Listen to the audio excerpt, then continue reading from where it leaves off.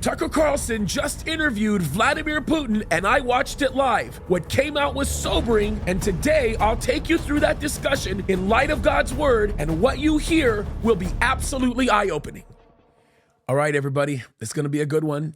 We are going to watch the whole Tucker Putin interview. I'm very much looking forward to it. What I'm going to do is literally play the interview for you. Very, very much looking forward to what we have going on. Now, what's going to happen is when the interview starts, I'm going to drop myself off into the lower third, right into the right. We are going to play this interview. Since it's 2 hours, we're going to play it at a time and a half, and we're going to put up the subtitles in case it feels too fast. Now, we've been doing some testing, and we think this speed is just perfect. And what I'm going to do is I'm going to stop along the way, and I'm going to react for the first time to what we're watching. I know there's going to be a lot of good stuff that's said here. And I'll tell you what, I'm very, very much looking forward to this video. I think I think it's going to be great. I think that it's going to be a useful video, and I think we're going to learn a lot. So without further ado, let's get right into this. I think you guys are going to enjoy it. So let's start with the video. Here we go. Following is an interview with the president of Russia, Vladimir Putin, shot February 6, 2024 at about 7 p.m. in the building behind us, which is, of course, the Kremlin. The interview, as you will see if you watch it, is primarily about the war in progress, the war in Ukraine, how it started, what's happening, and most pressingly, how it might end. One note before you watch. At the beginning of the interview, we asked the most obvious question, which is, why did you do this? Did you feel a threat, an imminent physical threat? And that's your justification. And the answer we got shocked us. Putin went on for a very long time, probably half an hour, about the history of Russia going back to the 8th century. And honestly, we thought this was a filibustering technique and found it annoying and interrupted him several times. And he responded he was annoyed by the interruption. But we concluded in the end, for what it's worth, that it was not a filibustering technique. There was no time limit on the interview. We ended it after more than 2 hours. Instead, what you're about to see seemed to us sincere, whether you agree with it or not. Vladimir Putin believes that Russia has a historic claim to parts of Western Ukraine. So our opinion would be to view it in that light, as a sincere expression of what he thinks. And with that, here it is. Okay, wait, I just have to say this. I'm kind of excited to see what Putin has to say. Look, I'm not a Putin fan. But as you guys know, for the longest time, as long as I've been talking about this whole situation, I said this whole thing was tied to history. And I said that I guarantee you that Putin is defending the general security interests of his country. And he's also looking back at history, understanding what the truth is based on what the history is of his nation. I've said that before. I'll say it again. So I'm not surprised that we're getting this. I am very, very excited to hear what Putin has to say about his own history. It should be interesting because although I'm not a super expert on the history of this region, I have enough of a background to really appreciate what he's about to say. So let's get into this. If there's anything that feels that might be a little difficult to plow through, I'll stop and we'll talk about it. Here we go. Mr. President, thank you. On February 22nd, 2022, you addressed your country in a nationwide address when the conflict in Ukraine started. And you said that you were acting because you had come to the conclusion that the United States, through NATO, might initiate a, quote, surprise attack on our country. And to American ears, that sounds paranoid. Tell us why you believe the United States might strike Russia out of the blue. How did you conclude that? Yeah. Okay, let's hear his answer. It's not that America, the United States, was going to launch a surprise strike on Russia. I didn't say that. Are we having a talk show or a serious conversation? Here's the quote. Thank you. It's a formidable series. Oh, goodness. Because your basic education is in history, as far as I understand. Yes. So if you don't mind, I will take only 30 seconds or 1 minute to give you a short reference to history for giving you a little historical background. Please. Okay, so probably I should just stop and say this right now. Right off the bat, what he did was designed to take Tucker Carlson pretty much off of his kilter, for lack of a better term. This is old school KGB type thinking. One thing is for sure, Vladimir Putin is in his right mind. He has not missed one beat, and guaranteed he did that. He went through that whole little bouncer right there to intimidate Tucker a little bit in hopes that maybe, perhaps, well, anyway, we'll just go on. But it is interesting because Tucker mentioned it. He said he's going to go on for a half hour. And I don't know if you just heard him. He said he's going to go on for 30 seconds to a minute. So, yeah, this is interesting. I can see why Tucker said he got irritated. But this is already entertaining. Man, I wish I had popcorn. All right, here we go. Let's look where our relationship with Ukraine started from. Where did Ukraine come from? The Russian state started gathering itself as a centralized statehood, and it is considered to be the year of the establishment of the Russian state in 862, when the townspeople of Novgorod invited a Varangian prince, Rurik, from Scandinavia to reign. In 1862, Russia celebrated the 1000th anniversary of its statehood. And in Novgorod, there is a memorial dedicated to the 1000th anniversary of the country. In 882, Rurik's successor, Prince Oleg, who was actually playing the role of regent at Rurik's young son, because Rurik had died by that time, came to Kiev. He ousted two brothers who apparently had once been members of Rurik's squad. So Russia began to develop with two centers of power, Kiev and Novgorod. The next very significant date in the history of Russia was 988. Okay, so I just want you guys to understand what he's doing. This doesn't look like it's an arbitrary piece of information that he's throwing out to filibuster, as Tucker thought he might initially be doing. What he's basically doing is he's establishing that in the early history of the existence of what everybody's calling Ukraine, not only did Russia have an interest in Ukraine, but it was one of Russia's center of power. So he's putting it on the same level as his own capital in many ways. And so what he's saying is this has been around for a long time.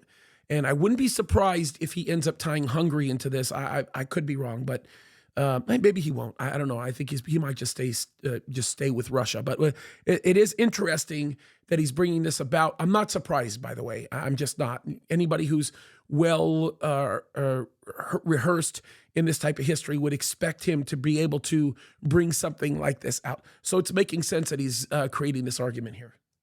This was the baptism of Russia, when Prince Vladimir, the great-grandson of Rurik, baptized Russia and adopted Orthodoxy, or Eastern Christianity. From this time, the centralized Russian state began to strengthen. Why? Because of the single territory, integrated economic ties, one and the same language, and, after the baptism of Russia, the same faith and rule of the prince. The centralized Russian state began to take shape. Back in the Middle Ages, Prince Yaroslav the Wise introduced the order of succession to a throne. But after he passed away, it became complicated for various reasons. The throne was passed not directly from father to eldest son, but from the prince who had passed away to his brother, then to his sons in different lines. All this led to the fragmentation and the end of Rus as a single state. There was nothing special about it. The same was happening then in Europe. But the fragmented Russian state became an easy prey to the empire created earlier by Genghis Khan. His successors, namely Batu Khan, came to Rus, plundered and ruined nearly all the cities. The southern part, including Kiev, by the way, and some other cities, simply lost independence. Okay, so I do want to say this. I don't know if you're tracking with what he's in essence doing. He's identifying the early history of Russia being associated with Christianity, or at least some form of Christianity. As a matter of fact, many of you might not know this, but Putin himself identifies himself as a Christian through the auspice of the Russian Orthodox Church. So there's a lot to say about that because there's a lot of brokenness and corruption in all of that, way worse than anything in Roman Catholicism. But the one thing that he does do, and I think it's like very important, he's beginning to create a discussion here that he is in essence referring to, or is going to indirectly, this is what it appears to be, at least. I'm just putting A and B together. Remember, this is my live reaction. I'm guessing that he is calling the formation of what is modern day Ukraine to be associated with the paganizing of Russia. So he's talking about how these people coming in have actually destroyed what was so special and powerful about Russia, and he associates that with, namely, the baptism of Russia, is what he calls it, meaning the Christianization of it. So it's very interesting what he's doing here, but what you're seeing is, I think, kind of rare, because he's just, I think he's making known what he really, really thinks. I'm not kidding. I think Tucker was right here. So this is very interesting. So let's pay special attention to this. This is a once-in-a-lifetime opportunity here. Well, northern cities preserved some of their sovereignty. They had to pay tribute to the horde, but they managed to preserve some part of their sovereignty. And then a unified Russian state began to take shape with its center in Moscow. The southern part of Russian lands, including Kiev, began to gradually gravitate towards another magnet, the center that was emerging in Europe. This was the Grand Duchy of Lithuania. It was even called the Lithuanian-Russian Duchy, because Russians were a significant part of this population. They spoke the old Russian language and were Orthodox. But then there was a unification, the union of the Grand Duchy of Lithuania and the Kingdom of Poland. A few years later, another union was signed, but this time already in the religious sphere. Some of the Orthodox priests became subordinate to the Pope. Thus, these lands became part of the Polish-Lithuanian state. During decades, the Poles were engaged in polonization of this part of the population. They introduced their language there, tried to entrench the idea that this population was not exactly Russians, that because they lived on the fringe, they were Ukrainians. Originally, the word Ukrainian meant that the person was living on the outskirts of the state, along the fringes, or was engaged in a border patrol service. By the way, this is super critical because if you've spent any time in Ukraine and you've talked to anybody who's Ukrainian, they get very offended when you say the Ukraine, right? They want you to refer to the country as Ukraine, not the Ukraine. And that's for this very reason. What Vladimir Putin is just putting out, he's basically saying it was referred to as the Ukraine, meaning the outer fringes. The outer fringes of what? The outer fringes of Russia, right? The outer fringes of what eventually became the USSR.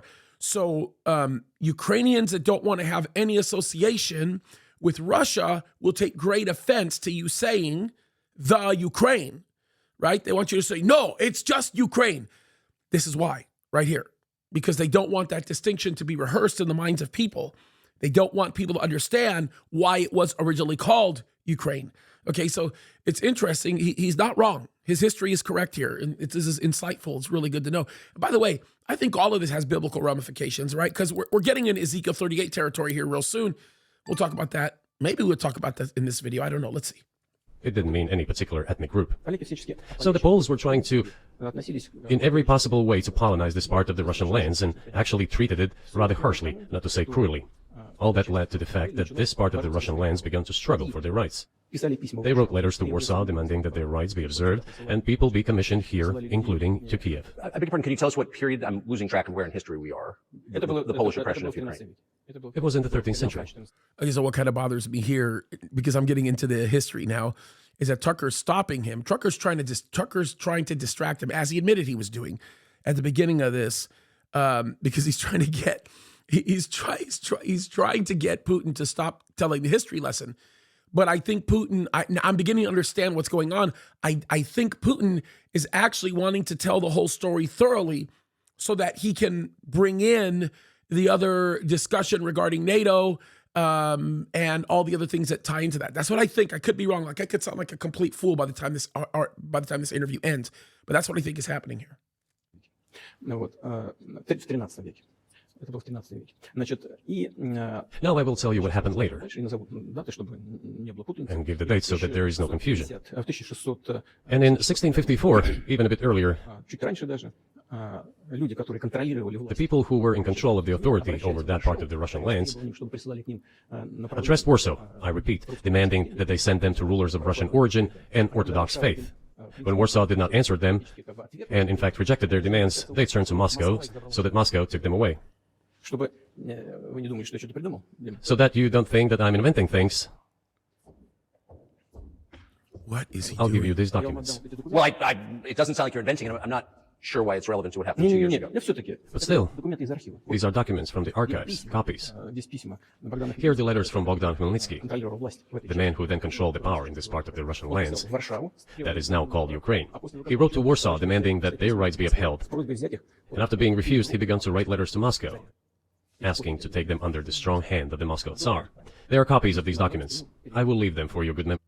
Holy smokes. I would love to see those documents. I mean, I'm certain they have to be translated, but dude. Wow, Tucker, you better release those documents, bro. I hope you will show those documents to everybody.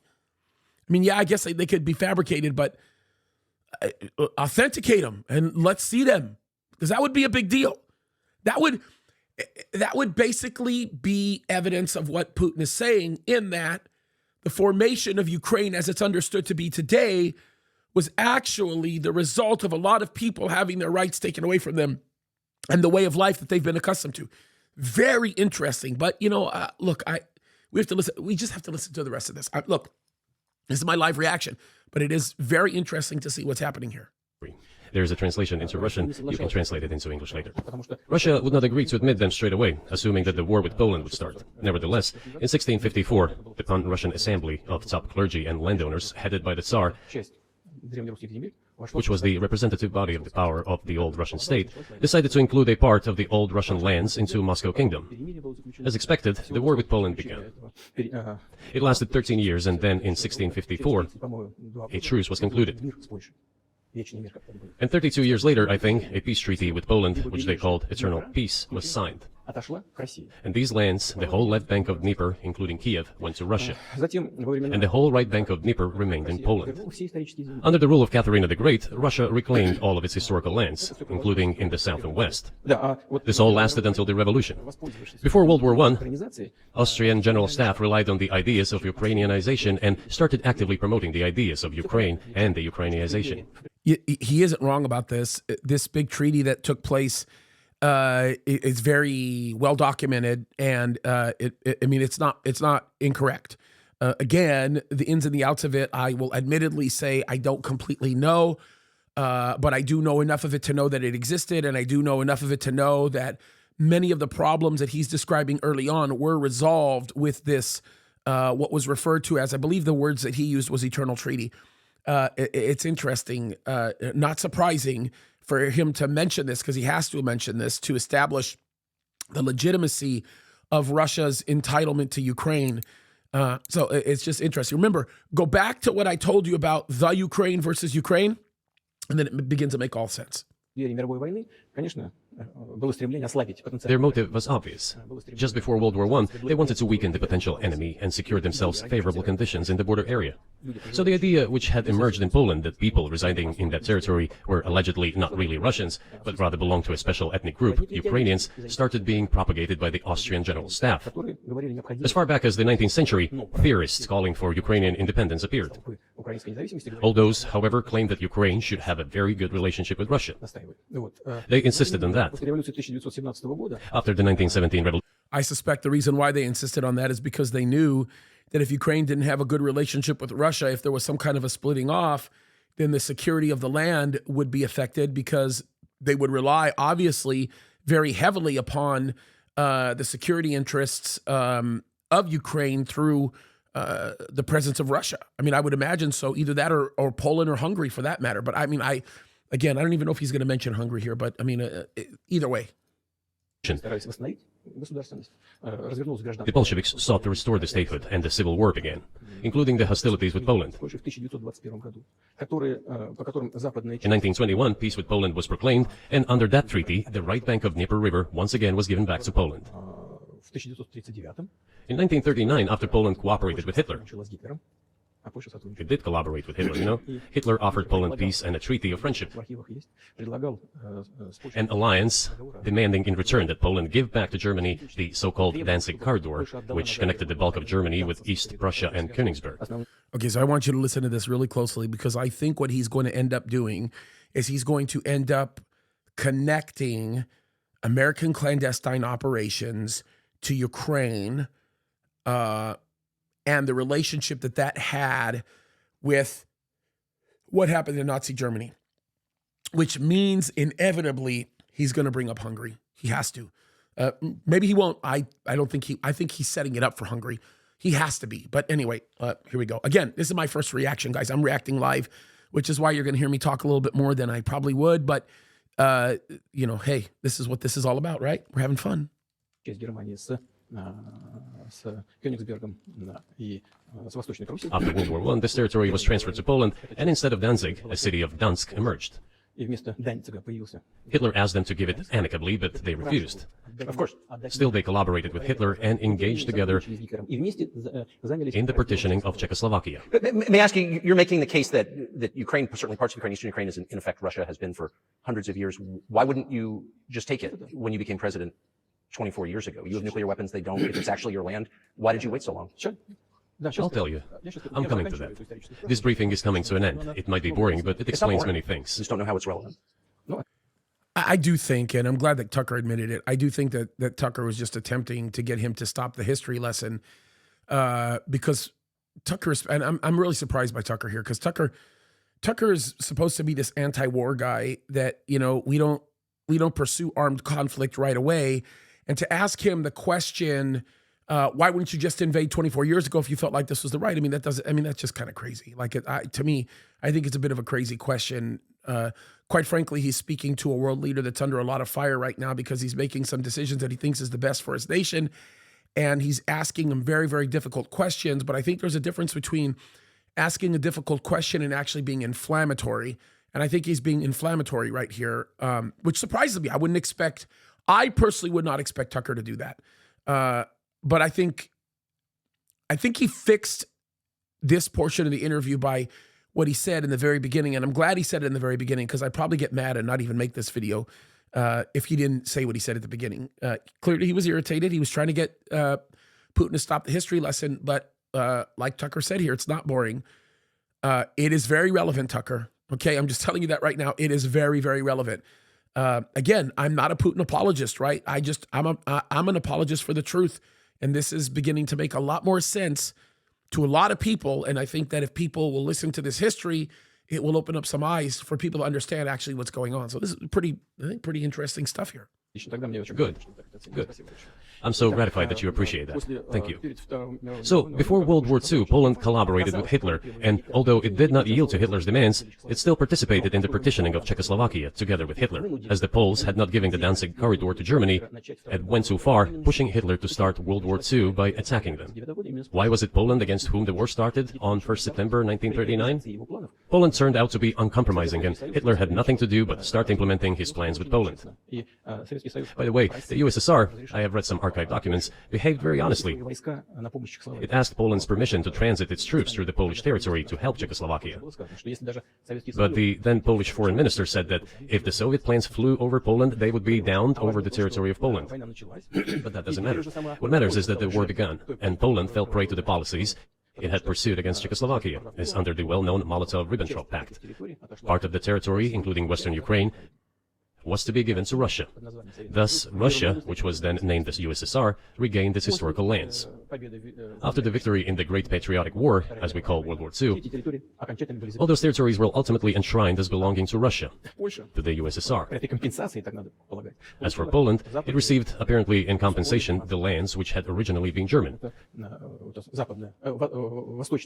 The eastern parts of Germany, these are now western lands of Poland.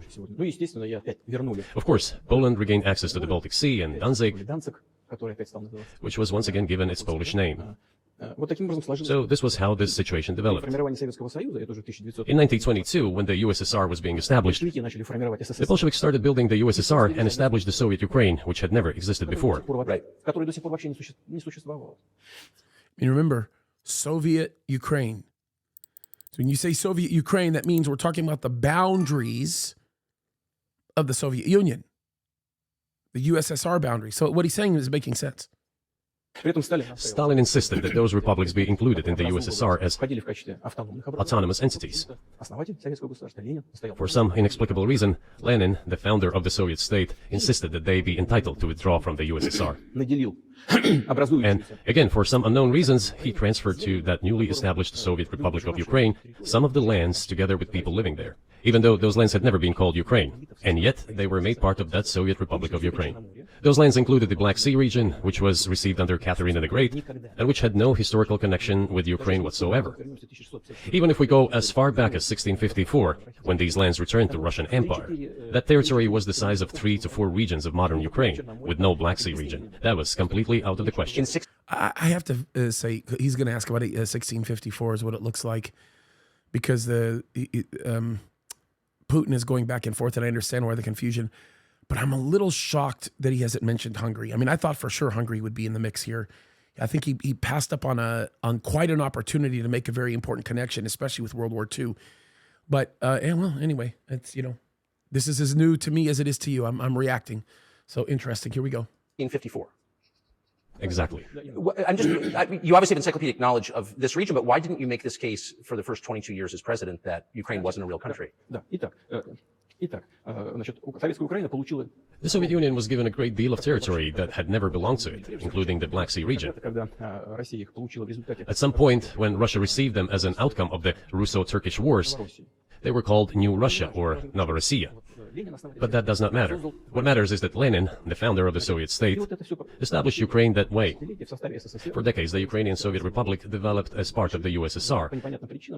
And for unknown reasons again, the Bolsheviks were engaged in Ukrainianization. It was not merely because the Soviet leadership was composed to a great extent of those originating from Ukraine. Rather, it was explained by the general policy of indigenization pursued by the Soviet Union.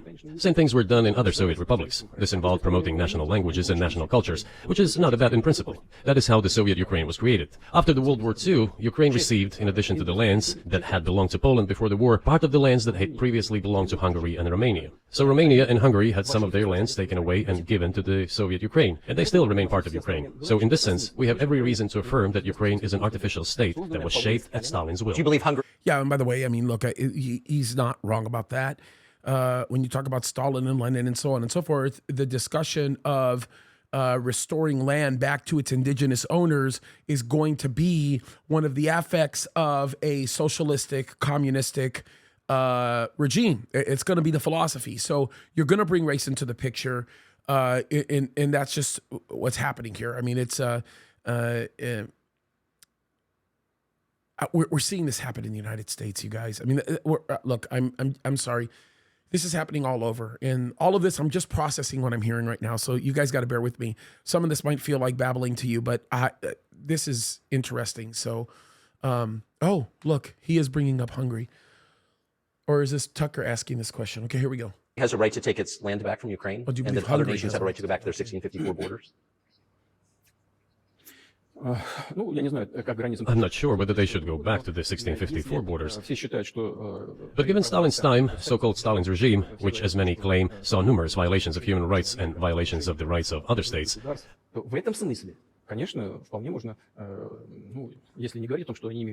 one may say that they could claim back those lands of theirs while having no right to do that. It is at least understandable. Have you told Viktor Orban that he can have part of Ukraine? Never. I have never told him, not a single time. We have not even had any conversation on that, but I actually know for sure that Hungarians who live there wanted to get back to their historical land. Moreover, I would like to share a very interesting story with you. By the way, I just have to tell you that I'm shocked that it took Tucker Carlson asking a sarcastic question about Ukrainian possession or Hungarian possession of Ukraine to actually have Putin bring up the bring up the Hungary discussion. I'm really surprised about that because all it does is strengthens Putin's position regarding Ukraine to bring up the subject of Hungary. So I'm a little surprised. I'm surprised that it got brought up by Tucker and not by Putin. It's interesting. Well, let's hear his story. I digress. It's a personal one.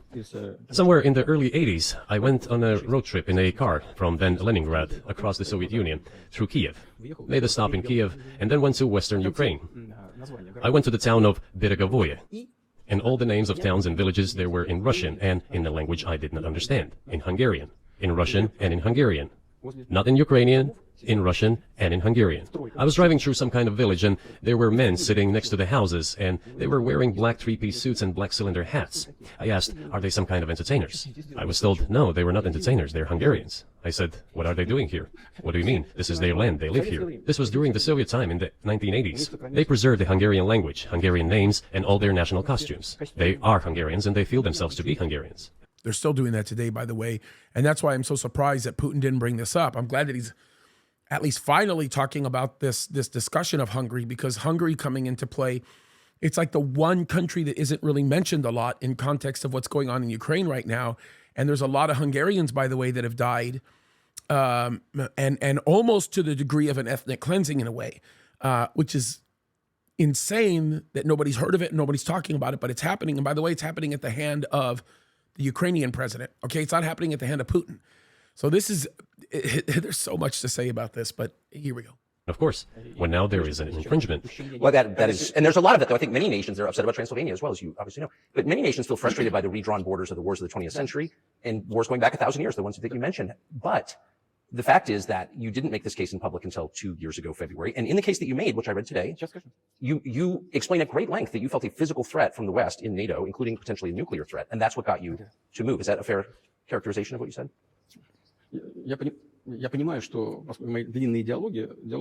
I understand that my long speeches probably fall outside of the genre of the interview. That is why I asked you at the beginning, are we going to have a serious talk or a show? You said a serious talk, so bear with me, please. We're coming to the point where the Soviet Ukraine was established. Then, in 1991, the Soviet Union collapsed. I think there's a lot of wisdom, whatever you believe about Putin. There is a lot of wisdom in him actually saying, hey, bear with me a little bit and let me give you some history. You would never, ever see an interview like this coming out of the leader of Ukraine. If you wanted to interview him about the history of entertainment in pornographic material, then maybe. But you're not going to get it out of the president of Ukraine. He does not understand history at the depth and the level that we're hearing right now. That's a very important thing to bring out. Okay, because understanding the matter is critical. Oh, I for one, I'm happy I'm hearing this. And everything that Russia had generously bestowed on Ukraine was dragged away by the latter. I'm coming to a very important point of today's agenda. Thank you. After all, the collapse of the Soviet Union was effectively initiated by the Russian leadership. I do not understand what the Russian leadership was guided by at the time, but I suspect there were several reasons to think everything would be fine. First, I think that then Russian leadership believed that the fundamentals of the relationship between Russia and Ukraine were, in fact, a common language. More than 90% of the population there spoke Russian. Family ties. Every third person there had some kind of family or friendship ties. Common culture, common history. Finally, common faith, coexistence with a single state for centuries, and deeply interconnected economies. All of these were so fundamental. All these elements together make our good relationships inevitable. The second point is a very important one. I want you, as an American citizen, and your viewers to hear about this as well. The former Russian leadership assumed that the Soviet Union had ceased to exist, and therefore there were no longer any ideological dividing lines. Russia even agreed voluntarily and proactively to the collapse of the Soviet Union, and believed that this would be understood by the so-called civilized West as an invitation for cooperation and association. That is what Russia was expecting, both from the United States and the so-called collective West as a whole. There were smart people, including in Germany, Egon Bahr, a major politician of the Social Democratic Party, who insisted in his personal conversations with the Soviet leadership on the brink of the collapse of the Soviet Union that a new security system should be established in Europe. Help should be given to unify Germany, but a new system should be also established to include the United States, Canada, Russia, and other Central European countries. Yes. But NATO needs not to expand. That's what he said. If NATO expands, everything would be just the same as during the Cold War, only closer to Russia's borders. That's all. He was a wise old man, but no one listened to him. In fact, he got angry once. If, he said, you don't listen to me, I'm never setting my foot in Moscow once again. Everything happened just as he had said. And by the way, this is really eerie because, and we'll actually do some work on this next week. But NATO, matter of fact, the live show that I did at the day that I'm actually doing this, so we're airing this a day after the interview. So yesterday, the live show that I did on Thursday, I actually talk about the Secretary General of NATO talking about the fact that we need to enter back into a Cold War. And this time he's naming China because he doesn't want to name Russia by proxy, but that's in essence what he's doing. He's naming Russia by proxy by naming China in this new Cold War. So it's funny that Putin would actually say this when he does. This is interesting, and it could be that Putin's just paying attention to what the Secretary General of NATO just said. But it is very accurate to history. We're going back to a Cold War again, and that's because NATO expanding is a problem. I've been saying it again and again and again. And I really, really hope that Putin talks about the expansion of NATO. Well, let me say this. I hope Tucker asks Putin about NATO's expansion because this is a big deal. Well, of course, it did come true. And you've mentioned this many times. I think it's a fair point. And many in America thought that relations between Russia and the United States would be fine with the collapse of the Soviet Union and the end of the Cold War, that the opposite happened. But you've never explained why you think that happened, except to say that the West fears a strong Russia, but we have a strong China the West does not seem very afraid of. What about Russia do you think convinced policymakers they had to take it down? Запад боится сильного Китая больше, чем сильной России. The West is afraid of strong China more than it fears a strong Russia, because Russia has 150 million people and China has 1.5 billion population, and its economy is growing by leaps and bounds, or 5% a year. It used to be even more. But that's enough for China. As Bismarck once put it, potentials are the most important. China's potential is enormous. It is the biggest economy in the world today in terms of purchasing power parity and the size of the economy. It has already overtaken the United States quite a long time ago. Joe Biden ought to listen to that advice. He really ought to listen to that advice because it's so true. We ought to fear China a lot more than Russia, but even though, Russia's one to fear, but we certainly ought to, anyway, yeah, all right. It is growing at a rapid clip. Let's not talk about who is afraid of whom. Let's not reason in such terms. And let's get into the fact that after 1991, when Russia expected that it would be welcomed into the brotherly family of civilized nations, nothing like this happened. You tricked us. I don't mean you personally when I say you. Of course, I'm talking about the United States. The promise was that NATO would not expand eastward, but it happened 5 times. There were 5 waves of expansion. We tolerated all that. We were trying to persuade them. We were saying, please don't. We are as bourgeois now as you are. We are market economy and there's no communist party power. Let's negotiate. Moreover, I have also said this publicly. He's not lying, by the way. Russia, in every kind of dignified, viable way, begged the United States and anybody that it could, including many of the G summits, to say, please don't expand NATO. And they did it 5 times, and they're doing it now. This is the 6th time they're doing it again. So he's asked, don't do this. It's putting him in danger. After they did everything that they were asked to do. My goodness, they broke up the USSR, folks. Okay? He's not wrong. All I'm saying is that he's not wrong. Before, there was a moment when a certain rift started growing between us. Before that, Yeltsin came to the United States. Remember, he spoke in Congress and said the good words. God bless America. Everything he said were signals. Let us in. Remember the developments in Yugoslavia before the Yeltsin was lavished with praise? As soon as the developments in Yugoslavia started, he raised his voice in support of Serbs, and we couldn't but raise our voices for Serbs in their defense. I understand that there were complex processes underway there, I do, but Russia could not help raising its voice in support of Serbs, because Serbs are also a special and close to us nation, with Orthodox culture and so on. It's a nation that has suffered so much for generations. Well, regardless, what is important is that Yeltsin expressed his support. What did the United States do? In violation of international law and the UN Charter, it started bombing Belgrade. It was the United States that let the genie out of the bottle. Moreover, when Russia protested and expressed its resentment, what was said? The UN Charter and international law have become obsolete. Now everyone invokes international law, but at that time they started saying that everything was outdated. Everything had to be changed. Indeed, some things need to be changed, as the balance of power has changed. It's true. I'm sorry. I keep finding myself agreeing with a guy that the world seems to hate, but he's right. We are hypocrites. And it's the same international community that talks about sparing people and their lives that's coming against Israel the way they're coming against Israel. This is obscene. He's right. He's not wrong, folks. He's just not. But not in this manner. Yeltsin was immediately dragged through the mud, accused of alcoholism, of understanding nothing, of knowing nothing. He understood everything, I assure you. Well, I became president in 2000. I thought, okay, the Yugoslav issue is over, but we should try to restore relations. Let's reopen the door that Russia had tried to go through. And moreover, I said it publicly, I can reiterate. At a meeting here in the Kremlin with the outgoing President Bill Clinton, right here in the next room, I said to him, I asked him, Bill, do you think if Russia asked to join NATO, do you think it would happen? Suddenly he said, you know, it's interesting. I think so. But in the evening when we met for dinner... Oh, really? He told him yes? I wonder if that's true. Well, I'm not going to have no reason to believe he's lying. He said, you know, I've talked to my team. No, it's not possible now. You can ask him. I think he will watch our interview. He'll confirm it. I wouldn't have said anything like that if it hadn't happened. Wow. Okay. Were you sincere? It's impossible now. Would you have joined NATO? Look, I asked the question, is it possible or not? And the answer I got was no. If I was insincere in my desire to find out what the leadership position was... But if he had said yes, would you have joined NATO? If he had said yes, the process of rapprochement would have commenced, and eventually it might have happened if we had seen some sincere wish on the other side of our partners. Why wouldn't he join NATO?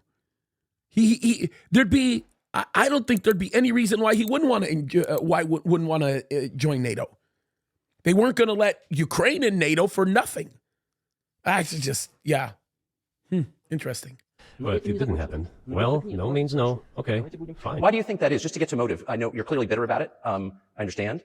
But why do you think the West rebuffed you then? Why the hostility? Why did the end of the Cold War not fix the relationship? What motivates this from your point of view? You said I was bitter about the answer. No, it's not bitterness. It's just a statement of fact. We're not bride and groom, bitterness, resentment. It's not about those kind of matters in such circumstances. We just realized we weren't welcome there, that's all. Okay, fine. But let's build relations in another manner. Let's look for common ground elsewhere. Why we received such a negative response, you should ask your leaders. I can only guess why. Too big a country with its own opinion and so on. And the United States, I've seen how issues are being resolved in NATO. I will give you another example now concerning Ukraine. The US leadership exerts pressure, and all NATO members obediently vote, even if they do not like something. Now, I'll tell you what happened in this regard with Ukraine in 2008, although it's being discussed. I'm not going to open a secret to you, say anything new.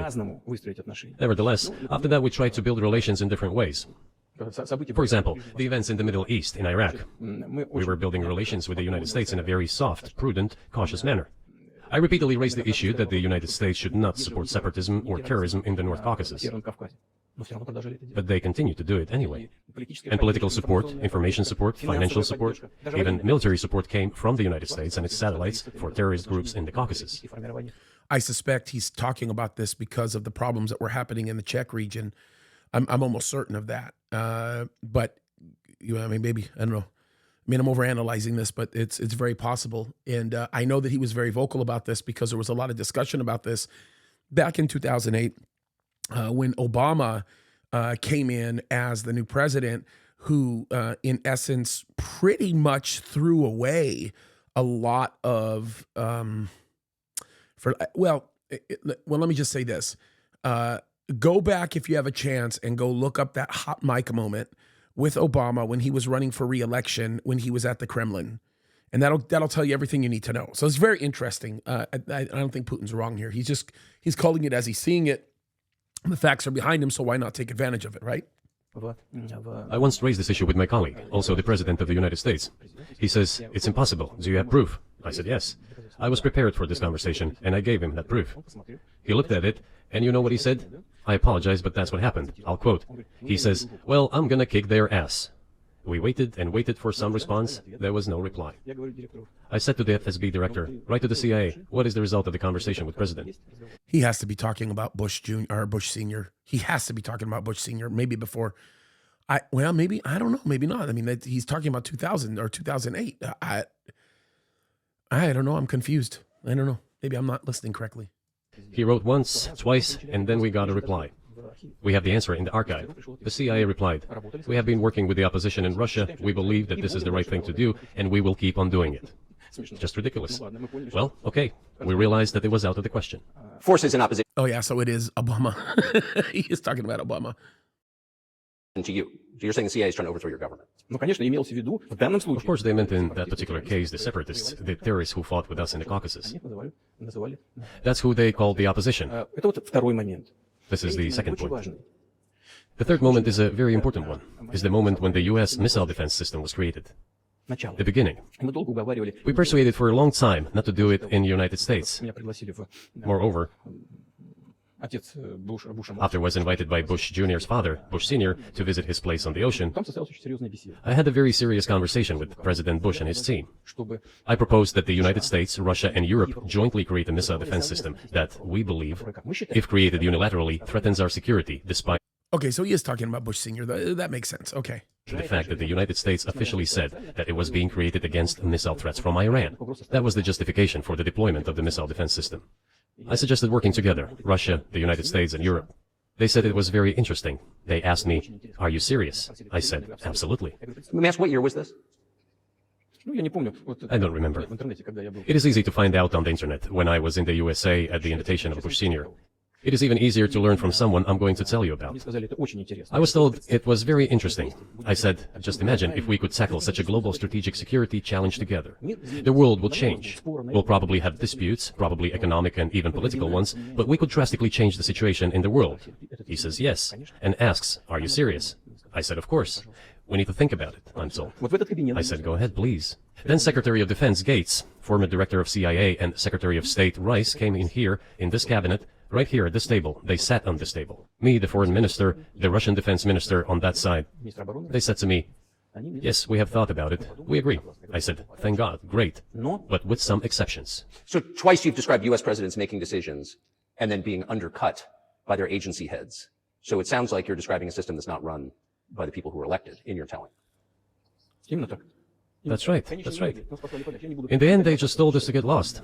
I'm not going to tell you the details because I think it's incorrect. After all, it was confidential conversation. But our proposal was declined, that's a fact. Именно тогда я сказал. It was right then when I said, look, but then we will be forced to take countermeasures. We will create such strike systems that will certainly overcome missile defense systems. The answer was, we're not doing this against you, and you do what you want, assuming that it is not against us, not against the United States. I said, okay, very well. That's the way it went. And we created hypersonic systems with intercontinental range, and we continue to develop them. That's really, really funny because that makes a lot of sense to me. Like that begins to compute because you wonder why the urgency of the S-400, S-300 systems came about and the hypersonics. Like that was for me at the time when a lot of this was actually happening. And you look at the history of it, it's like one day they had them, the next day they didn't. Or one day they didn't have them, the next day they did. And that makes sense. It makes sense. And I guarantee you that the reason why the CIA is coming in, Rice is coming in and undercutting everything that Bush Sr. is saying or anything that he's agreeing to is because of the clandestine operation that the United States of America has in Ukraine. Guaranteed that's the reason. Again, whatever. Look at me. I'm just an American Egyptian fat pastor, just, saying whatever. Who knows? We are now ahead of everyone, the United States and the other countries, in terms of the development of hypersonic strike systems, and we are improving them every day. But it wasn't us. We proposed to go the other way, and we were pushed back. По поводу расширения НАТО на восток. Now, about NATO's expansion to the east. НАТО на восток. Well, we were promised no NATO to the east, not an inch to the east, as we were told. And then what? Ну, They said, well, it's not enshrined on paper, so we'll expand. 5 расширений. So there were 5 waves of expansion, the Baltic states, the whole of Eastern Europe, and so on. И вот теперь прихожу. And now I come to the main thing. They have come to the Ukraine, ultimately. In 2008, at the summit in Bucharest, they declared that the doors for Ukraine and Georgia to join NATO were open. Now about how decisions are made there. Germany, France seem to be against it, as well as some other European countries. But then, as it turned out later, President Bush, and he's such a tough guy, a tough politician, as I was told later, he exerted pressure on us and we had to agree. It's ridiculous, it's like kindergarten. Where are the guarantees? What kindergarten is this? What kind of people are these? Who are they? Кто они такие? You see, they were pressed, they agreed. Потом они говорят, And then they say, Ukraine won't be in the NATO, you know? I say, I don't know. I know you agreed in 2008. Why won't you agree in the future? я говорю, а почему завтра? Well, they pressed us then. I say, why won't they press you tomorrow? And you'll agree again. С кем там Well, разговаривать? it's nonsensical. Мы готовы Who's there to разговаривать. talk to? I just don't understand. We're ready to talk. But with who? Значит, начали осваивать Where are the guarantees? None. не было там. Где мы- So they started to develop the territory of Ukraine. этой территории. Whatever is there, I have told you the background, how this territory developed, what kind of relations there were with Russia. Every second or third person there has always had some ties with Russia. And during the elections in already independent, sovereign Ukraine, which gained its independence as a result of the Declaration of Independence. And by the way, it says that Ukraine is a neutral state, and in 2008, suddenly the doors or gates to NATO were open to it. Oh, come on. This is not how we agreed. Все, Now, all the presidents that have come to power in Ukraine, опирались на- they relied on electorate with a good attitude to Russia in one way or the other. Это юго-восток Украины. This is the southeast of Ukraine. This is a large number of people. И перебить этот электорат. And it was very difficult to dissuade this electorate, which had a positive attitude towards Russia. Значит, к власти пришел Viktor Yanukovych came to power, and how? первый раз он победил. The first time he won after President Kuchma, they organized a third round, which is not provided for in the constitution of Ukraine. Госпереворот. This is a coup d'etat. Just imagine, someone in the United States wouldn't like the outcome. In 2014, Нет. Before that. No, this was before that. After President Kuchma, Viktor Yanukovych won the elections. However, his opponents did not recognize that victory. The U.S. supported the opposition, and the third round was scheduled. США поддержали. What is this? This is a Назначили coup. третий тур. The U.S. supported it, and the winner of the third round came to power. Государство. Yeah, and the U.S. supported it because of the fact that we have clandestine operations in Ukraine. I sound like a broken record, but it's true. I'm not emotional over that. No, not at all. Imagine if in the US something was not to someone's liking and the third round of election, which the US Constitution does not provide for, was organized. Nonetheless, it was done in Ukraine. Okay, Viktor Yushchenko, who was considered a pro-Western politician, came to power. Fine, we have built relations with him as well. He came to Moscow with visits. We visited Kiev. I visited too. We met in an informal setting. If he's pro-Western, so be it. It's fine. Let people do their job. The situation should have developed inside independent Ukraine itself. As a result of Kuchma's leadership, things got worse and Viktor Yanukovych came to power after all. Maybe he wasn't the best president and politician, I don't know. I don't want to give assessments. However, the issue of the association with the EU came up. We have always been lenient to this, suit yourself. But when we read through the Treaty of Association, it turned out to be a problem for us, since we had a free trade zone and open customs borders with Ukraine, which under this association had to open its borders for Europe, which would have led to flooding of our market. We said, no, this is not going to work. We shall close our borders with Ukraine then. The customs borders, that is. Yanukovych started to calculate how much Ukraine was going to gain, how much to lose, and said to his European partners, I ran out of them. But in the evening, when we met for dinner, I messed he up, said, folks. you know, I got to bring I've it back talked to my where we team. were. I No, don't know no, what I did. Sorry. not to someone's liking, and the third round of election, which the US Constitution does not provide for, was organized. Sorry, let me push that forward a little Since bit. we had a free trade zone and open customs borders with Ukraine, which under this association had to open its borders for Europe, which would have led to flooding of our market. We said, no, this is not going to work. We shall close our borders with Ukraine then. The customs borders, that is. Yanukovych started to calculate how much Ukraine was going to gain, how much to lose, and said to his European partners, I need more time to think before signing. The moment he said that, the opposition began to take destructive steps which were supported by the West. It all came down to Maidan and a coup in Ukraine. So he did more trade with Russia than with the EU. Ukraine did. Of course. It's not even the matter of trade volume, although for the most part it is. It is the matter of cooperation ties, which the entire Ukrainian economy was based on. The cooperation ties between the enterprises were very close since the times of the Soviet Union. One enterprise there used to produce components to be assembled both in Russia and Ukraine and vice versa. They used to be very close ties. A coup d'etat was committed, although I shall not delve into details now, as I find doing it inappropriate, the US told us. Calm Yanukovych down, and we will calm the opposition. Let the situation unfold in the scenario of a political settlement. We said, all right, agreed, let's do it this way. As the Americans requested, Yanukovych did use neither the armed forces nor the police, yet the armed opposition committed a coup in Kiev. What is that supposed to mean? Who do you think you are? I wanted to ask the then US leadership. With the backing of whom? With the backing of CIA, of course. The organization you wanted to join back in the day, as I understand. Yeah. Yeah. Thank you. Thank you. The CIA's been in Ukraine forever. Sorry. I'm just whatever. I didn't know that Tucker wanted to be a CIA agent. Oh, gosh. We should thank God they didn't let you in. Although, it is a serious organization. I understand. My former vis-a-vis in the sense that I served in the first main directorate, Soviet Union's intelligence service. They have always been our opponents. A job is a job. Technically, they did everything right. They achieved their goal of changing the government. However, from political standpoint, it was a colossal mistake. Surely it was political leadership's miscalculation. They should have seen what it would evolve into. So, in 2008, the doors of NATO were open for Ukraine. In 2014, there was a coup. They started persecuting those who did not accept the coup, and it was indeed a coup. They created a threat to Crimea, which we had to take under our protection. They launched a war in Donbass in 2014 with the use of aircraft and artillery against civilians. This is when it all started. There's a video of aircraft attacking Donetsk from above. They launched a large-scale military operation, then another one.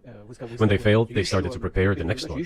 All this against the background of military development of this territory and opening of NATO's doors. How could we not express concern over what was happening? From our side, this would have been a culpable negligence. That's what it would have been. It's just that the US political leadership pushed us to the line we could not cross, because doing so could have ruined Russia itself. Besides, we could not leave our brothers in faith, in fact, a part of Russian people, in the face of this war machine. What was but that was 8 years before the current conflict started. So what was the trigger for you? What was the moment where you decided you had to do this? Спровоцировал конфликт изначально. Initially, it was the coup in Ukraine that provoked the conflict. By the way, back then the representatives of 3 European countries, Germany, Poland and France, arrived. They were the guarantors of the signed agreement between the government of Yanukovych and the opposition. They signed it as guarantors. Despite that, the opposition committed a coup and all these countries pretended that they didn't remember that they were guarantors of the peaceful settlement. Никто не вспоминает They just threw it in the stove right away and nobody recalls that. этот договор между... I don't know if the US know anything about the agreement between the opposition and the authorities and its 3 guarantors who, instead of bringing this whole situation back in the political field, supported the coup. Although it was meaningless, believe me. Янукович совсем согласился. Because President Yanukovych agreed to all conditions, he was ready to hold an early election which he had no chance of winning, frankly speaking. Everyone knew that. Then why the coup? Why the victims? Why threatening Crimea? Why launching an operation in Donbass? This I do not understand. That is exactly what the miscalculation is. CIA did its job to complete the coup. Один из замов госсекретаря. I think one of the deputy secretaries of state said that it cost a large sum of money, almost 5 billion. Зачем? But the political mistake was colossal. На самом деле, то же самое. Why would they have to do that? All this could have been done legally, without victims, without military action, without losing Crimea. And he's not wrong about this. Look, the United States has had a long history utilizing its CIA and clandestine operators to effect coups and rebellions across the world.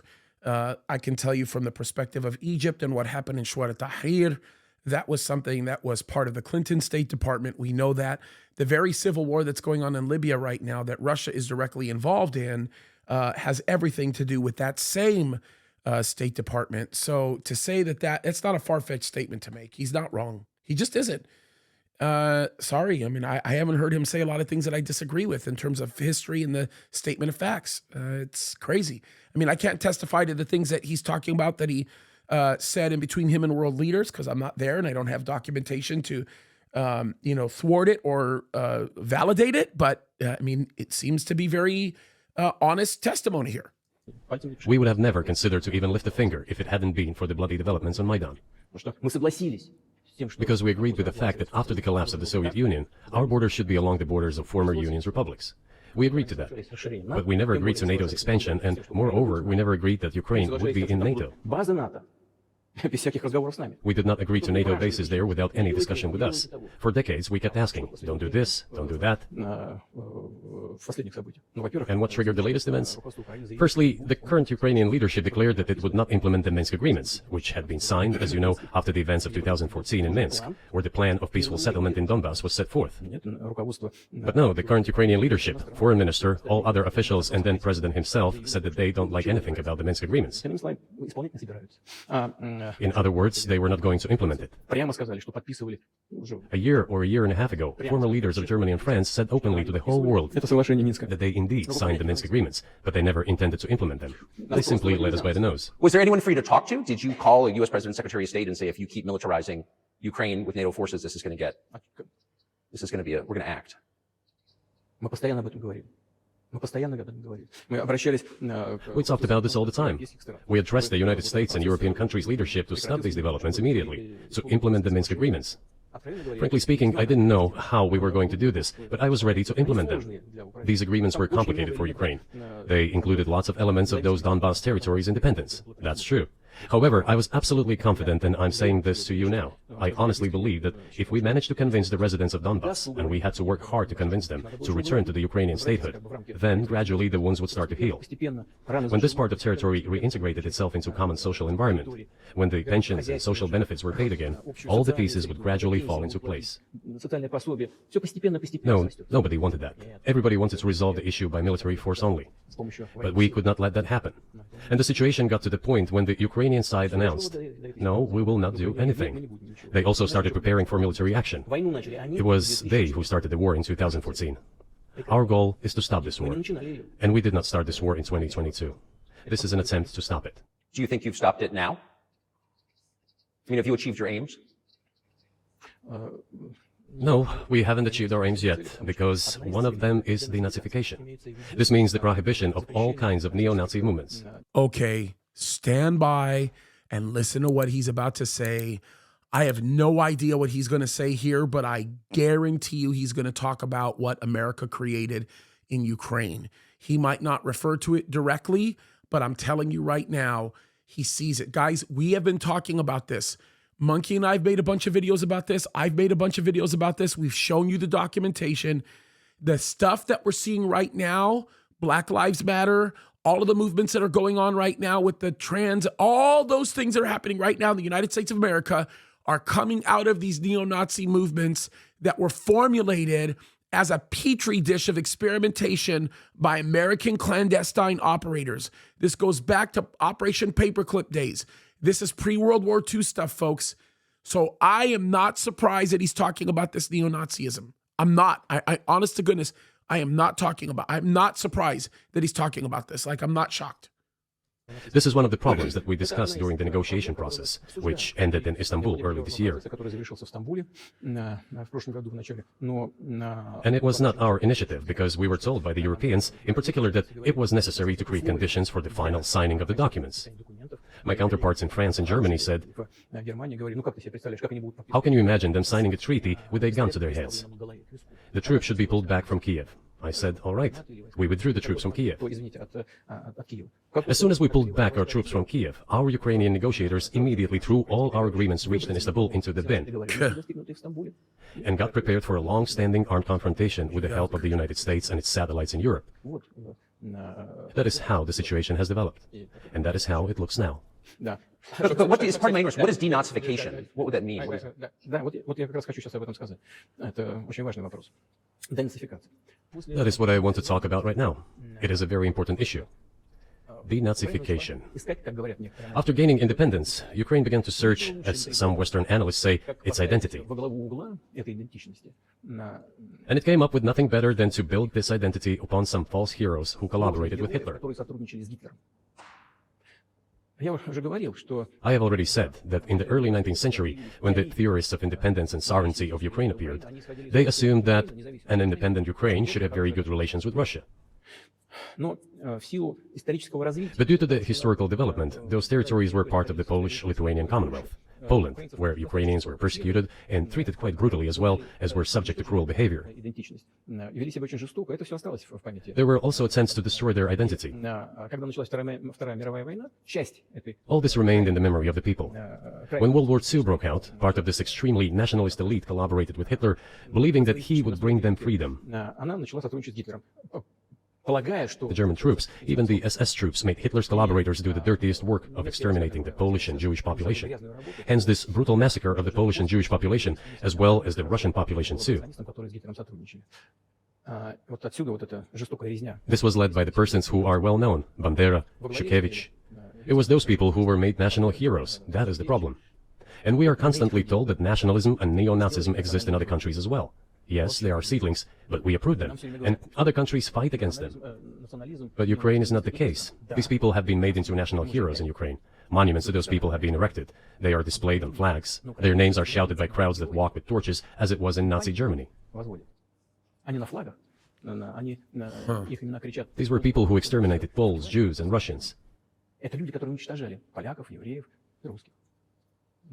It is necessary to stop this practice and prevent the dissemination of this concept. I say that Ukrainians are part of the one Russian people. They say, no, we are a separate people. Okay, fine. If they consider themselves a separate people, they have the right to do so, but not on the basis of Nazism, the Nazi ideology. Would you be satisfied with the territory that you have now? I will finish answering the question. You just asked a question about neo-Nazism and denazification. Look, the president of Ukraine visited Canada. This story is well known, but being silenced in the Western countries. The Canadian Parliament introduced a man who, as the Speaker of the Parliament said, fought against the Russians during the World War II. Well, who fought against the Russians during the World War II? Hitler and his accomplices. It turned out that this man served in the SS troops. He personally killed Russians, Poles, and Jews. The SS troops consisted of Ukrainian nationalists who did this dirty work. The president of Ukraine stood up with the entire Parliament of Canada and applauded this man. How can this be imagined? The president of Ukraine himself, by the way, is a Jew by nationality. Really, my question is, what do you do about it? I mean, Hitler's been dead for 80 years. Nazi Germany no longer exists. And so, true. And so, I think what you're saying is you want to extinguish or at least control Ukrainian nationalism. But how? How do you do that? Послушайте меня. Ваш вопрос очень тонкий. Listen to me. Your question is very subtle, and I can tell you what I think. Do not take offense. Of course. Он, казалось бы, тонкий, он очень противный, этот вопрос. This question appears to be subtle. It is quite pesky. Значит, You say Hitler has been dead for so many years, 80 years. But his example lives on. People who exterminated Jews, Russians, and Poles are alive. And the president, the current president of today's Ukraine, applauds him in the Canadian Parliament, gives a standing ovation. Can we say that we have completely uprooted this ideology if what we see is happening today? That is what denazification is in our understanding. We have to get rid of those people who maintain this concept and support this practice and try to preserve it. That is what denazification is. He is not wrong, people.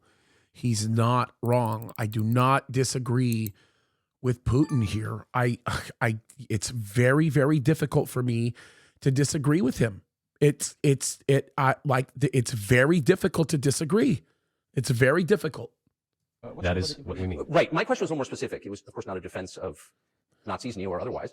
It was a practical question. You don't control the entire country. You don't control Kiev. You don't seem like you want to. So how do you eliminate a culture or an ideology or feelings or a view of history in a country that you don't control? What do you do? Yeah, and that's actually a fair question that Tucker's asking, because he doesn't control the country, and so how he's asking him how he's going to determine victory, and Putin's answer is to remove neo-Nazism. Well, I mean, he could have full control over the country and still not remove neo-Nazism. So I think that this is a very viable question. The question is not a broken question. It's actually appropriate to be asking, and it does make a lot of sense that he's asking this. I would expect him to ask a question like this, because you have to be able to have some type of a measurable, quantifiable tool in your hand to be able to make the determination as into whether or not you have to have what I think what Tucker's looking for is he's saying, I need to find, I need you to tell me what your line is. Where is your line to end this war? Right? That's a fair question. About that. А вы знаете, как вам не покажется странным, в ходе переговоров в Стамбуле... You know, as strange as it may seem to you, during the negotiations in Istanbul, we did agree that we have it all in writing. Neo-Nazism would not be cultivated in Ukraine, including that it would be prohibited at the legislative level. Mr. Carlson, we agreed on that. This, it turns out, can be done during the negotiation process. And there's nothing humiliating for Ukraine as a modern civilized state. Is any state allowed to promote Nazism? It is not, is it? That is it. Will there be talks, and why haven't there been talks about resolving the conflict in Ukraine? Peace talks. Они были, они дошли до очень высокой стадии согласования позиций. They have been. They reached a very high stage of coordination of positions in a complex process, but still they were almost finalized. But after we withdrew our troops from Kiev, as I have already said, the other side threw away all these agreements and obeyed the instructions of Western countries, European countries, and the United States to fight Russia to the bitter end. Moreover, the president of Ukraine has legislated a ban on negotiating with Russia. He signed a decree forbidding everyone to negotiate with Russia. Okay, I just I'm really curious because this is a premiere, so just in the comments, how many of you people actually knew? I'd be really curious to know, because I'm going to be watching the premiere. How many of you knew that there was an active withdrawal from Kiev based on some kind of an agreement that was made between Putin and some negotiators? I didn't know that. I actually thought that that whatever withdrawal existed in Kiev was a strategical maneuvering that had absolutely nothing to do with anything. I didn't think that there was any discussion going on at the table. And I will tell you, not that I listen to the mainstream media, I cannot stand the mainstream media. The mainstream media certainly will not draw a picture of Putin seeking to make any kind of concession with anybody for any reason, under any circumstance. So I'm very curious to know, like I'm really, really, really curious to know how many of you knew that. I didn't know that. I did not know that this was a result of some kind of a diplomatic agreement. I'm kind of shocked by that. But how are we going to negotiate if he forbade himself and everyone to do this? We know that he is putting forward some ideas about this settlement, but in order to agree on something, we need to have a dialogue. Is that not right? Well, but you wouldn't be speaking to the Ukrainian president, you'd be speaking to the American president. When was the last time you spoke to Joe Biden? I cannot remember when I talked to him. I do not remember. We can look it up. You don't remember? No. Why? Do I have to remember everything? I have my own things to do. We have domestic political affairs. Well, he's funding the war that you're fighting, so I would think that would be memorable. Well, yes, he funds, but I talked to him before the special military operation, of course. And I said to him then, by the way, I will not go into details, I never do, but I said to him then, I believe that you are making a huge mistake of historic proportions by supporting everything that is happening there, in Ukraine, by pushing Russia away. I told him repeatedly, by the way. I think that would be correct if I stop here. What did he say? Ask him, please. It is easier for you. You are a citizen of the United States. Go and ask him. It is not appropriate for me to comment on our conversation. But you haven't spoken to him since before February of 2022. No, we haven't spoken. Certain contacts are being maintained, though. Speaking of which, do you remember what I told you about my proposal to work together on a missile defense system? Yes. You can ask all of them. All of them are safe and sound, thank God. The former president, Kaddis, is safe and sound, and I think Mr. Gates and the current director of the intelligence agency, Mr. Burns, the then ambassador to Russia, in my opinion, are a very successful ambassador. They were all witnesses to these conversations. Ask them. Same here. If you are interested in what Mr. President Biden responded to me, ask him. At any rate, I talked to him about it. I'm definitely interested, but from the outside, it seems like this could devolve or evolve into something that brings the entire world into conflict and could initiate a nuclear launch. And so why don't you just call Biden and say, let's work this out? What's there to work out? It's very simple. I repeat. We have contacts through various agencies. I will tell you what we are saying on this matter and what we are conveying to the U.S. leadership. If you really want to stop fighting, you need to stop supplying weapons. It will be over within a few weeks. That's it. And then we can agree on some terms. Before you do that, stop. What's easier? Why would I call him? What should I talk to him about? Or beg him for what? And what messages do you get back? You're going to deliver such and such weapons to Ukraine? Oh, I'm afraid, please don't. What is there to talk about? Do you think NATO is worried about this becoming a global war or a nuclear conflict? At least that's what they're talking about. And they're trying to intimidate their own population with an imaginary Russian threat. This is an obvious fact. And thinking people, not Philistines, but thinking people, analysts, those who are engaged in real politics, just smart people, understand perfectly well that this is a fake. They're trying to fuel the Russian threat. The threat I think you're referring to is a Russian invasion of Poland, Latvia, expansionist behavior. Can you imagine a scenario where you sent Russian troops to Poland? Only in one case, if Poland attacks Russia. Why? Because we have no interest in Poland, Latvia, or anywhere else. Why would we do that? We simply don't have any interest. It's just threat-mongering. Well, the argument, I know you know this, is that, well, he invaded Ukraine, he has territorial aims across the continent, and you're saying unequivocally you don't.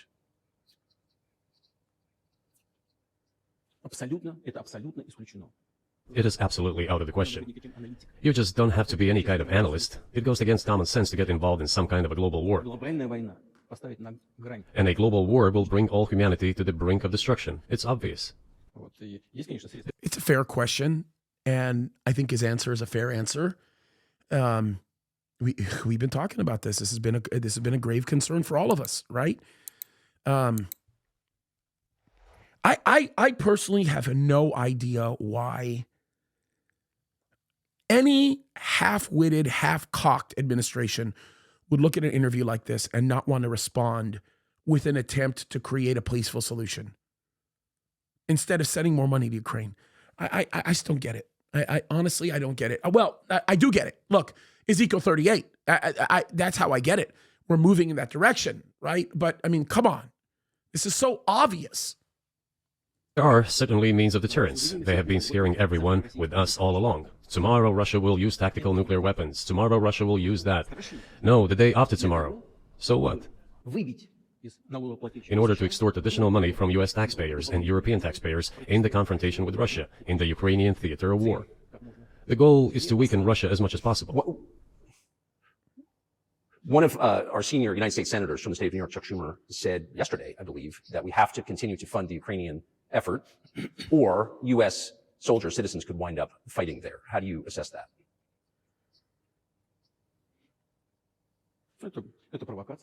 This is a provocation and a cheap. I think the pause on that question is like, wow. I mean, that question is serious. Like, I mean, I get it, right? But I'm really interested to hear what he says. Provocation at that. I do not understand why American soldiers should fight in Ukraine. There are mercenaries from the United States there. The bigger number of mercenaries comes from Poland, with mercenaries from the United States in second place, and mercenaries from Georgia in third place. Безусловно. Well, if somebody has the desire to send regular troops, that would certainly bring humanity to the brink of very serious global conflict.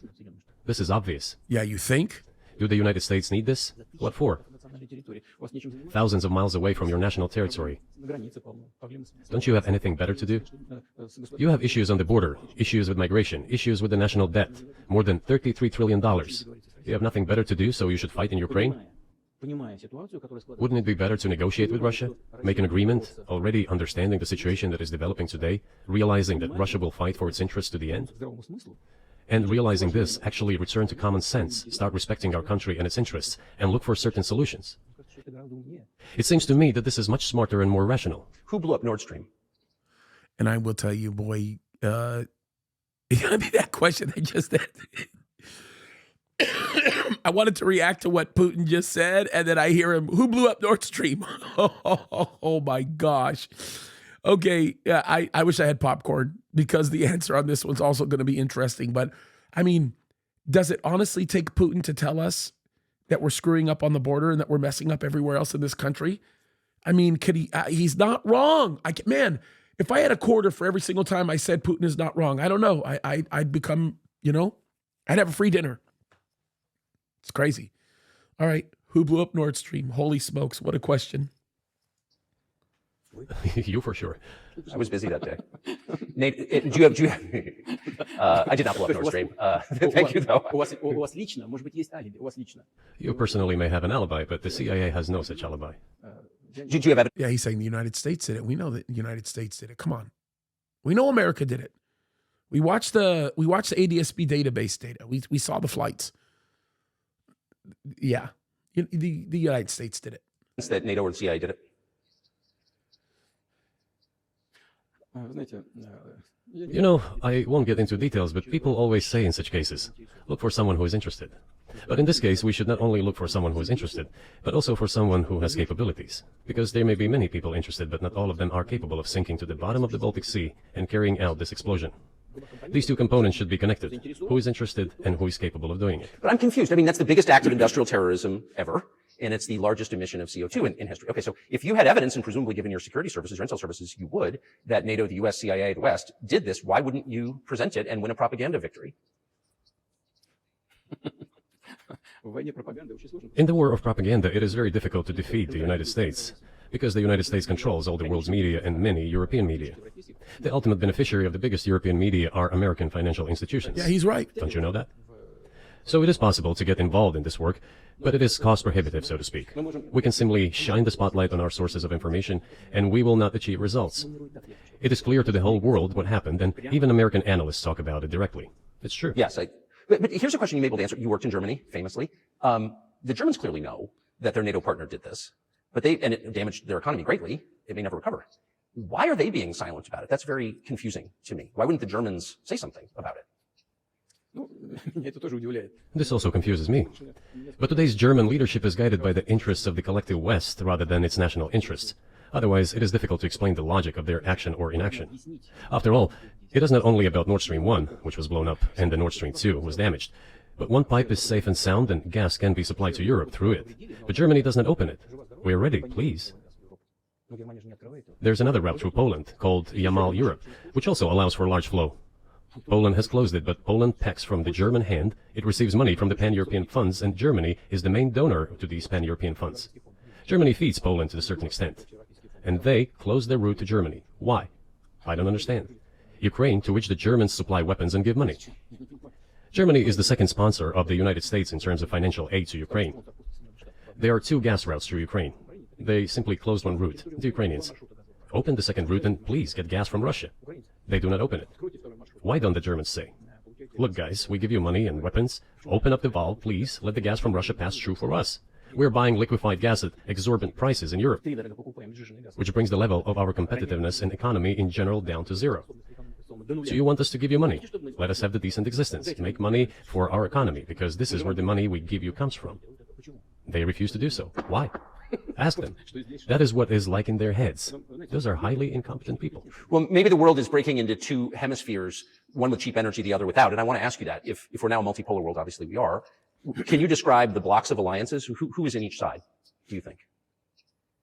Послушайте, вы сказали, мир разделяется на Listen, you have said that the world is breaking into two hemispheres.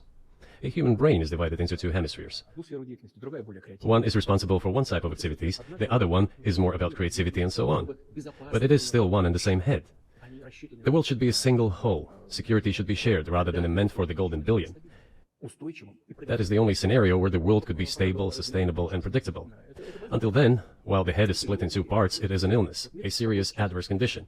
It is a period of severe disease that the world is going through now.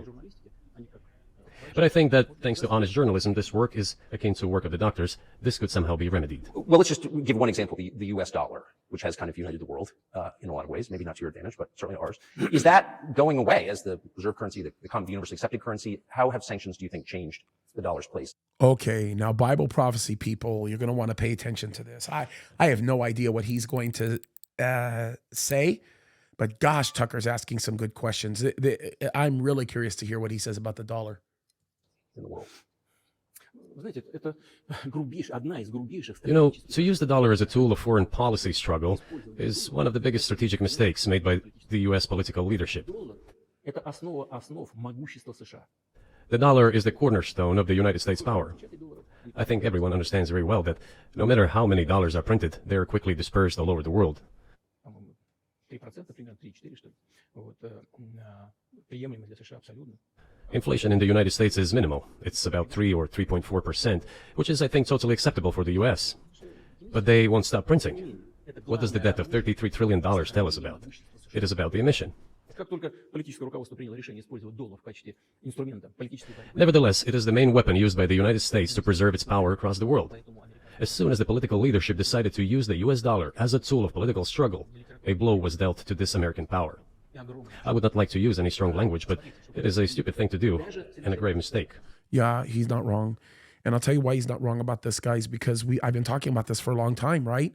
One of the gravest errors that was made during the Nixon administration, and that was when we decided to declare the United States dollar as a fiat currency. And once it was declared as a fiat currency, it changed the name of the game. And a lot of things happened that went in a very, very wrong direction.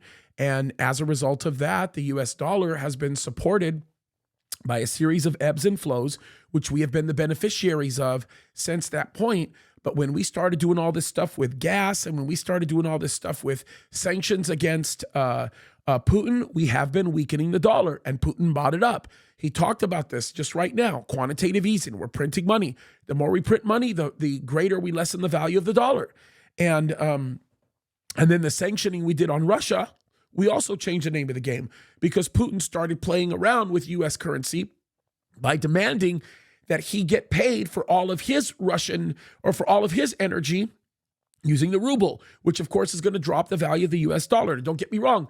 The US dollar still is way above all the others, at least when we're talking about a petro currency, for lack of a better term, right? Or for not I'm not even going to bring in the petro currency discussion, but let's just simply say as a reserve currency, we are easily way above the second strongest reserve currency, which is the euro, way above it, like be way beyond, right, as a reserve currency, but still weakening substantially weakening by 30% in some cases.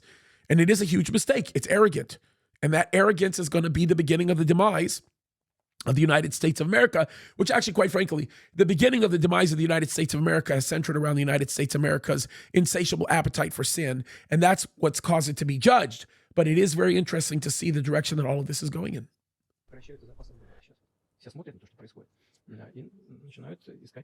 Look at what is going on in the world. Even the United States allies are now downsizing their dollar reserves. Seeing this, everyone starts looking for ways to protect themselves. But the fact that the United States applies restrictive measures to certain countries, such as placing restrictions on transactions, freezing assets, etc., causes great concern and sends a signal to the whole world.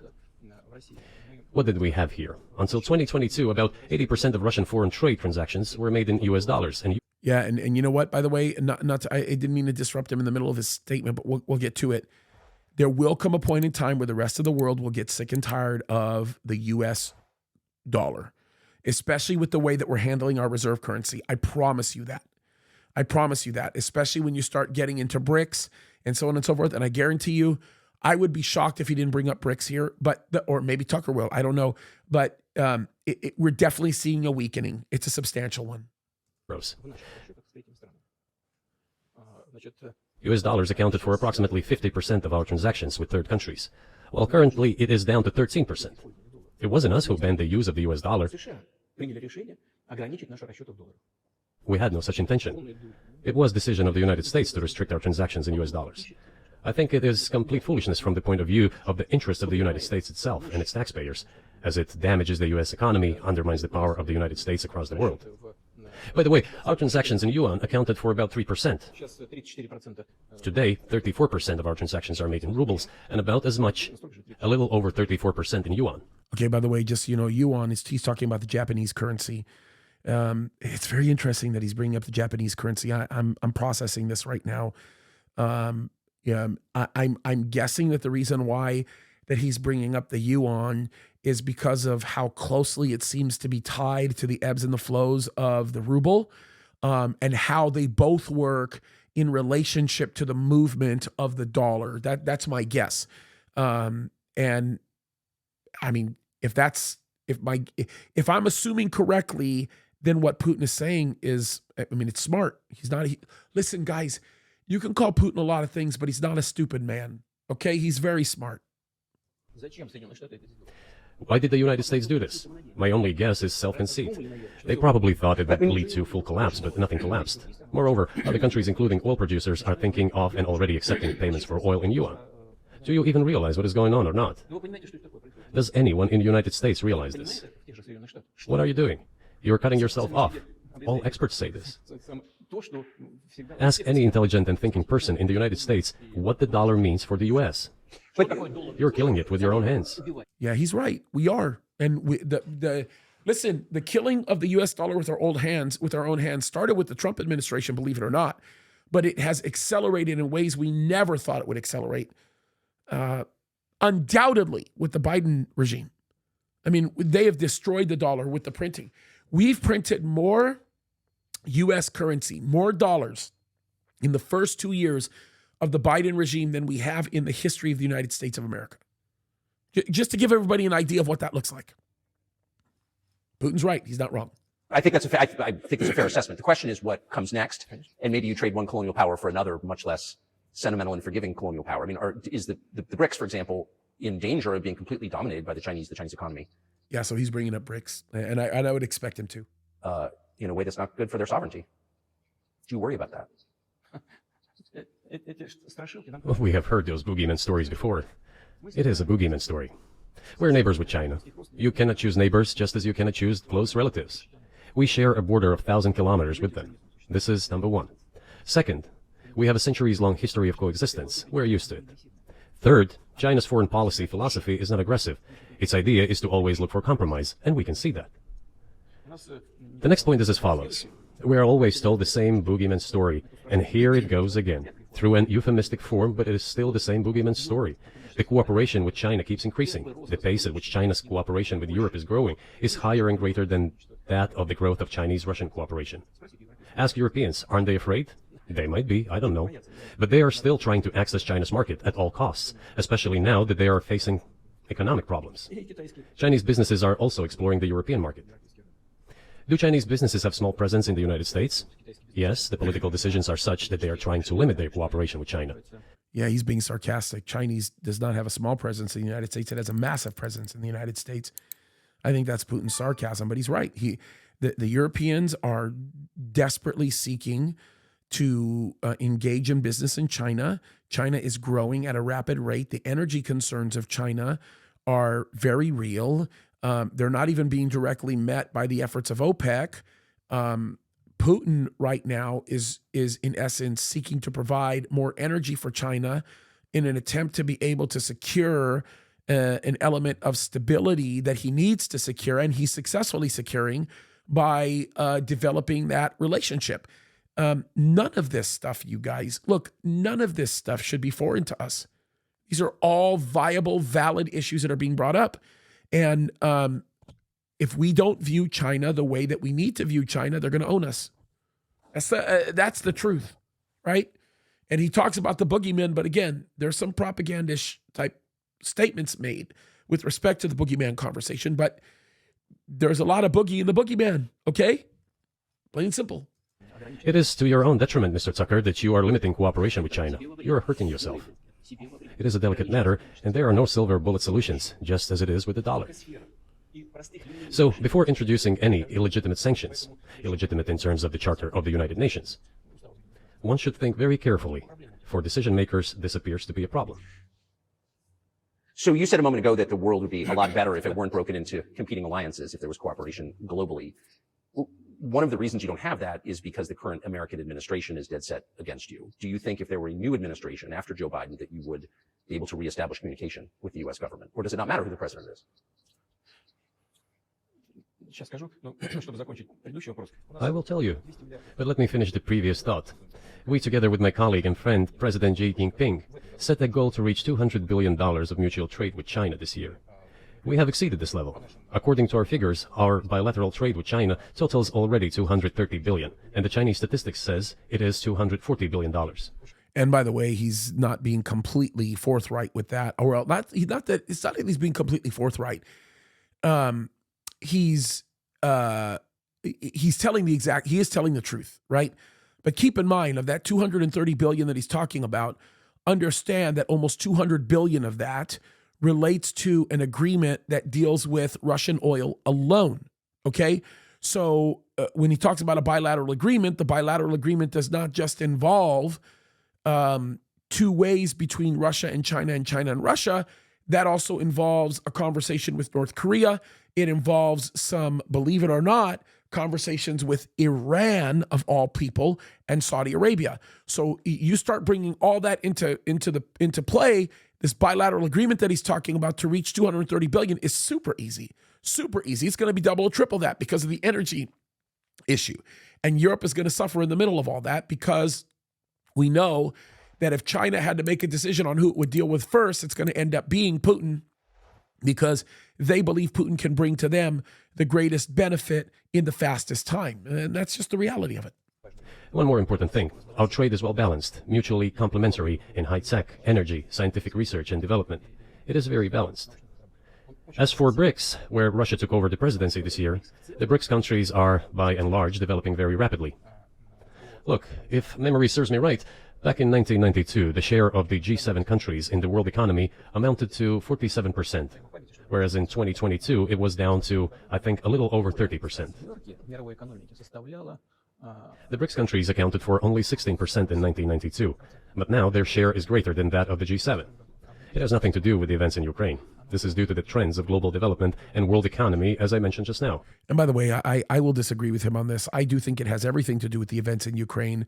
The reason why I think it has everything to do with the events in Ukraine is because the events in Ukraine have made Putin a lot more powerful, not because of the fact that he's dominating in Ukraine, because of the fact that the kind of sanctioning that we've been doing as an international community, specifically with the help of NATO and all the other nonsense, and I use the help of NATO as a very sarcastic term, we have made Putin very, very rich, and we have increased this aspect of this type of trade that he's talking about, and he is the beneficiary of it. He is. We have helped that happen, and BRICS has grown as a result of it because there is less of a faith in the U.S. currency, the petrodollar, the reserve currency, whatever you want to call it. There's less of a faith in that, and there is certainly no faith in the stability of the EU or the UN for that matter because of the sheer hypocrisy. There's no weight behind the things that we're seeing, and this should not be a surprise to anybody. Plain and simple. And this is inevitable.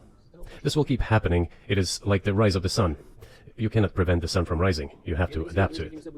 How do the United States adapt? With the help of force, sanctions, pressure, bombings, and use of armed forces. This is about self-conceit. Your political establishment does not understand that the world is changing under objective circumstances. And in order to preserve your level, even if someone aspires, pardon me, to the level of dominance, you have to make the right decisions in a competent and timely manner. Such brutal actions, including with regard to Russia and, say, other countries, are counterproductive. This is an obvious fact. It has already become evident. Okay, I want everybody to stop for just a moment, just take a quick moment and contemplate the depth of what he just said. Contemplate it. Oops, sorry, I think I hit the wrong button there. Look, the best way that I can describe what I'm hearing coming out of Putin's mouth centers around an illustration that I think is so valid to me. And that is this. I found over the years that the more experienced somebody becomes at fighting, the less inclined they are to want to fight, right? Because you understand the implications of what that's like. And Russia as a nation has hundreds and hundreds of years more experience fighting than the United States of America. And yet the United States of America is seeking to just engage in the stupidity of confrontation that is unnecessary at the expense of so many people. And I think that that's what Putin is talking about. It's like, why would we want to participate in helping to prolong a war, especially when we know that that war has implications that come with it that aren't even necessarily just? I mean, at least say, look, we've got operations in Ukraine that we have to defend, and that's why we're doing it. Don't try to lie to the Americans and say, well, Ukraine is a democracy and, we're defending the democracy of Ukraine. No, you're not. You're lying. It's not what's happening. So I am not a Putin sympathizer. I am somebody who stands with the truth. And I'm just telling you right now, I think Putin is right here. I don't think he's wrong. It's my thought. I don't know what happened there. Let me try to get that going again. Oh, there it is. Okay, sorry. You just asked me if another leader comes and changes something. It is not about the leader. It is not about the personality of a particular person. I had a very good relationship with, say, Bush. I know that in the United States, he was portrayed as some kind of a country boy who does not understand much. I assure you that this is not the case. I think he made a lot of mistakes with regard to Russia, too. I told you about 2008 and the decision in Bucharest to open the NATO's doors for Ukraine and so on. That happened during his presidency. He actually exercised pressure on the Europeans. But in general, on a personal human level, I had a very good relationship with him. He was no worse than any other American or Russian or European politician. I assure you, he understood what he was doing as well as others. I had such personal relationship with Trump as well. It is not about... I will say that I think he had way more of a respect for Trump than anybody else. And I think that's why he's not making a lot of commentary on Trump, because he knows that Trump may very likely be the next president of the United States yet again. And he knows how strong of a man Trump is, and he knows how dedicated Trump is to not seeing war happening unnecessarily. So I think he's being quiet on that front because he wants to be very, very careful, knowing full well what could be happening over the next year. I think that's wise of him, to be honest with you. Personality of the leader. It is about the elite's mindset. Can I ask this question? I know I've interrupted a bunch of times, but he says it's not about the personality of the leader. It's about the mindset. When are we going to understand this in the United States of America? Yeah, Trump's personality is not the greatest in many ways. I mean, I think I like his personality in many ways, but if he's doing the right things and the right policies are being instituted, why aren't we supporting the policy? We don't even respect the office anymore because the office hasn't even risen to the level of being respected. It's the sad truth, but hey, I digress. The idea of domination at any cost, based also on forceful actions, dominates the American society. Nothing will change. It will only get worse. He's But right. if, in the end, one comes to the awareness that the world has been changing due to the objective circumstances, and that one should be able to adapt to them in time, using the advantages that the U.S. still has today, then perhaps something may change. Look, China's economy has become the first economy in the world in purchasing power parity. In terms of volume, it overtook the U.S. a long time ago. The USA comes second, then India, 1.5 billion people, and then Japan, with Russia in the 5th place. Russia was the first economy in Europe last year, despite all the sanctions and restrictions. Is it normal from your point of view? Sanctions, restrictions, impossibility of payments in dollars, being cut off from SWIFT services, sanctions against our ships carrying oil, sanctions against airplanes, sanctions in everything, everywhere. The largest number of sanctions in the world which are applied against Russia. And we have become Europe's first economy during this time. The tools that U.S. uses don't work. Well, one has to think about what to do. If this realization comes to the ruling elites, then yes, then the first person of the state will act in anticipation of what the voters and the people who make decisions at various levels expect from this person. Then maybe something will change. You're describing two different systems. You say that the leader acts in the interest of the voters, but you also say these decisions are not made by the leader, they're made by the ruling classes. You've run this country for so long, you've known all these American presidents. What are those power centers in the United States, do you think? Oh, man.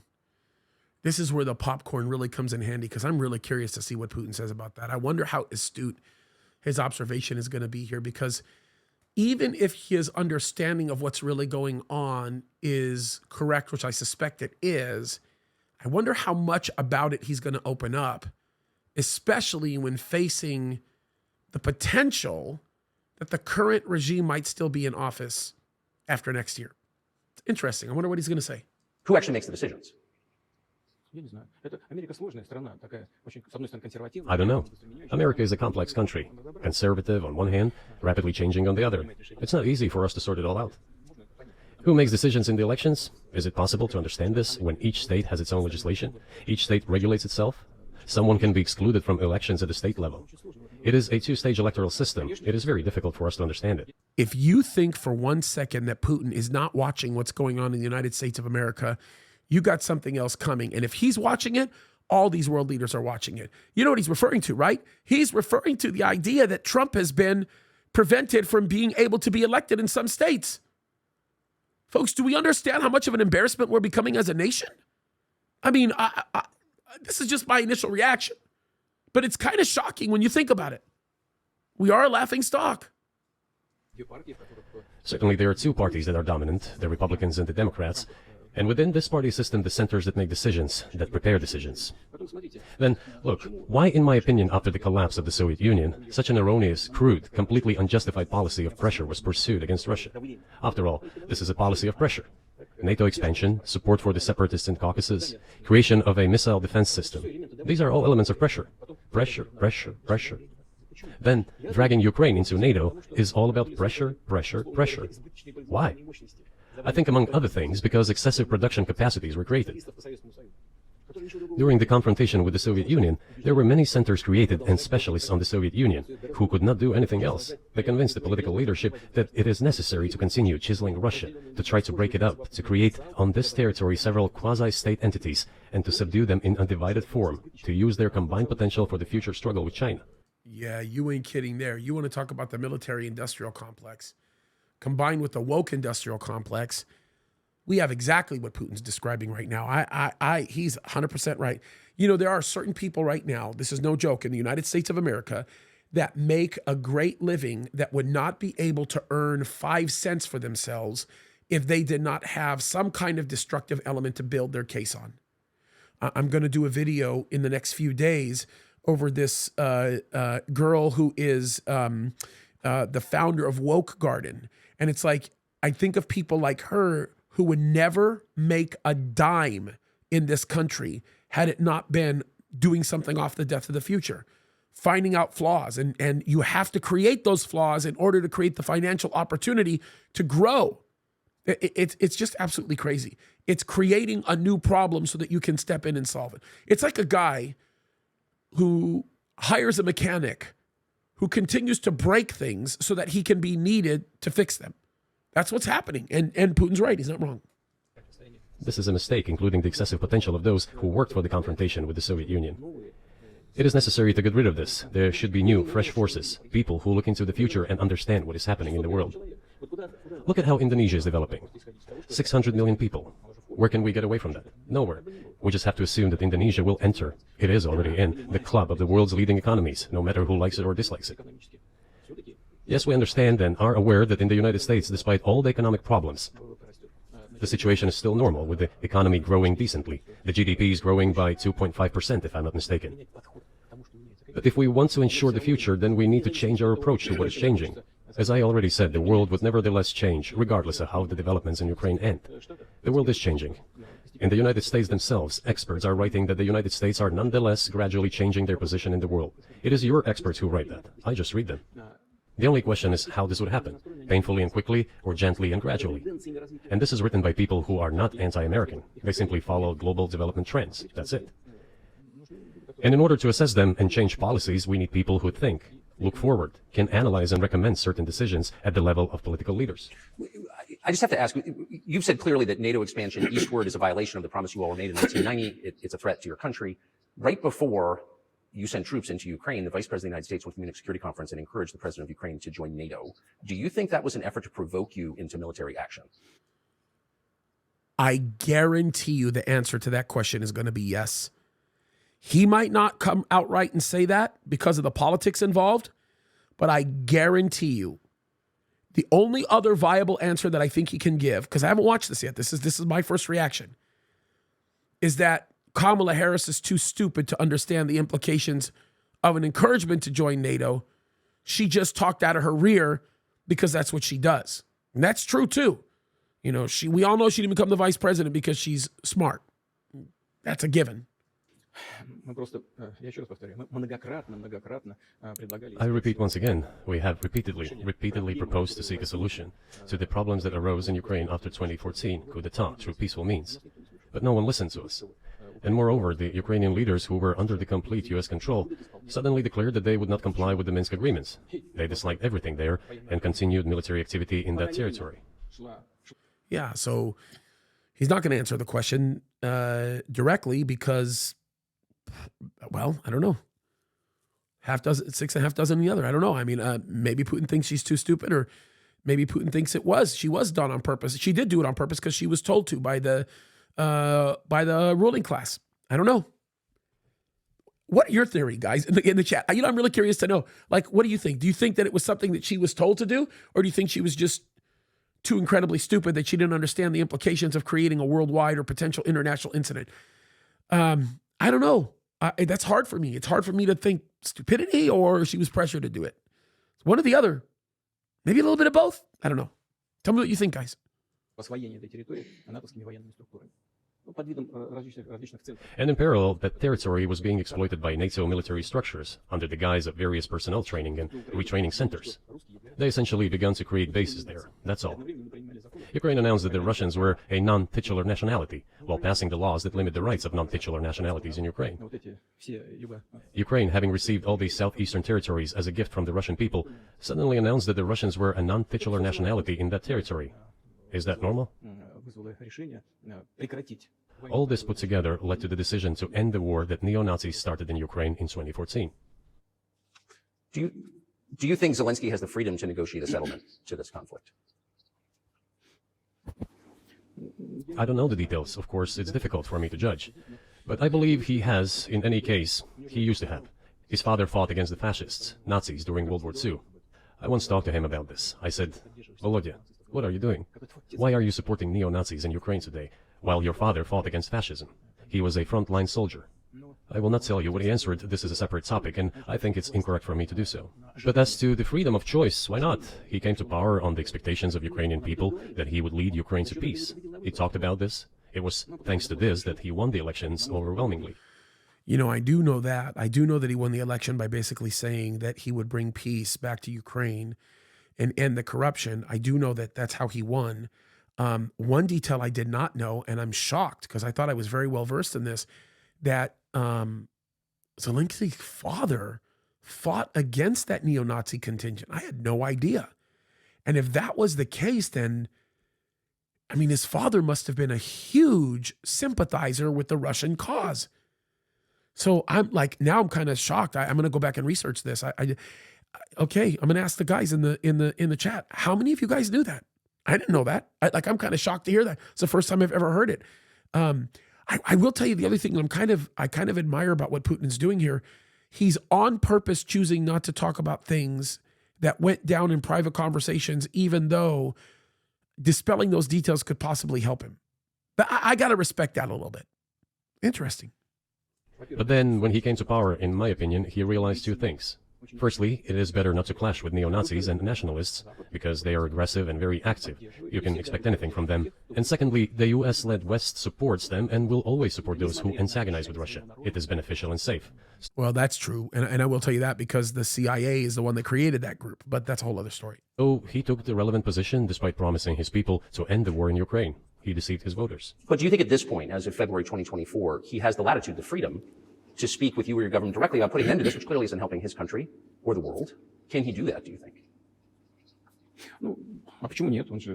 Why not? He considers himself head of state. He won the elections. Although we believe in Russia that the coup d'etat is the primary source of power for everything that happened after 2014. And in this sense, even today, government is flawed. But he considers himself the president, and he is recognized by the United States, all of Europe, and practically the rest of the world in such a capacity. Why not? He can. We negotiated with Ukraine in Istanbul. We agreed. He was aware of this. Moreover, the negotiation group leader, Mr. Arhamia is his last name, I believe still heads the faction of the ruling party, the party of the president in the Rada. He still heads the presidential faction in the Rada, the country's parliament. He still sits there. He even put his preliminary signature on the document I am telling you about. But then he publicly stated to the whole world, we were ready to sign this document, but Mr. Johnson, then the Prime Minister of Great Britain, came and dissuaded us from doing this. Mr. Johnson, I didn't mean to interrupt his the middle of the sentence. My thumb did on accident. I was going to wait until he finished the sentence, but since I interrupted him, I might as well just simply say this. I know for a fact, based on what I have seen, it's just based on my observations, that Zelensky doesn't want to make peace. When Trump said he could end it in 24 hours in a town hall, Zelensky challenged Trump and said, there's no way it'll ever happen. Why? Zelensky, you have the power to do it. You can sit down with Putin and you can have a conversation and you can end it now. And he's right. And Johnson, I wonder if he says Johnson, if he's talking about the UK. We'll see. Saying it was better to fight Russia. They would give everything needed for us to return what was lost during the clashes with Russia. And we agreed with this proposal. Look, his statement has been published. He said it publicly. Can they return to this or not? The question is, do they want it or not? Further on, President of Ukraine issued a decree prohibiting negotiations with us.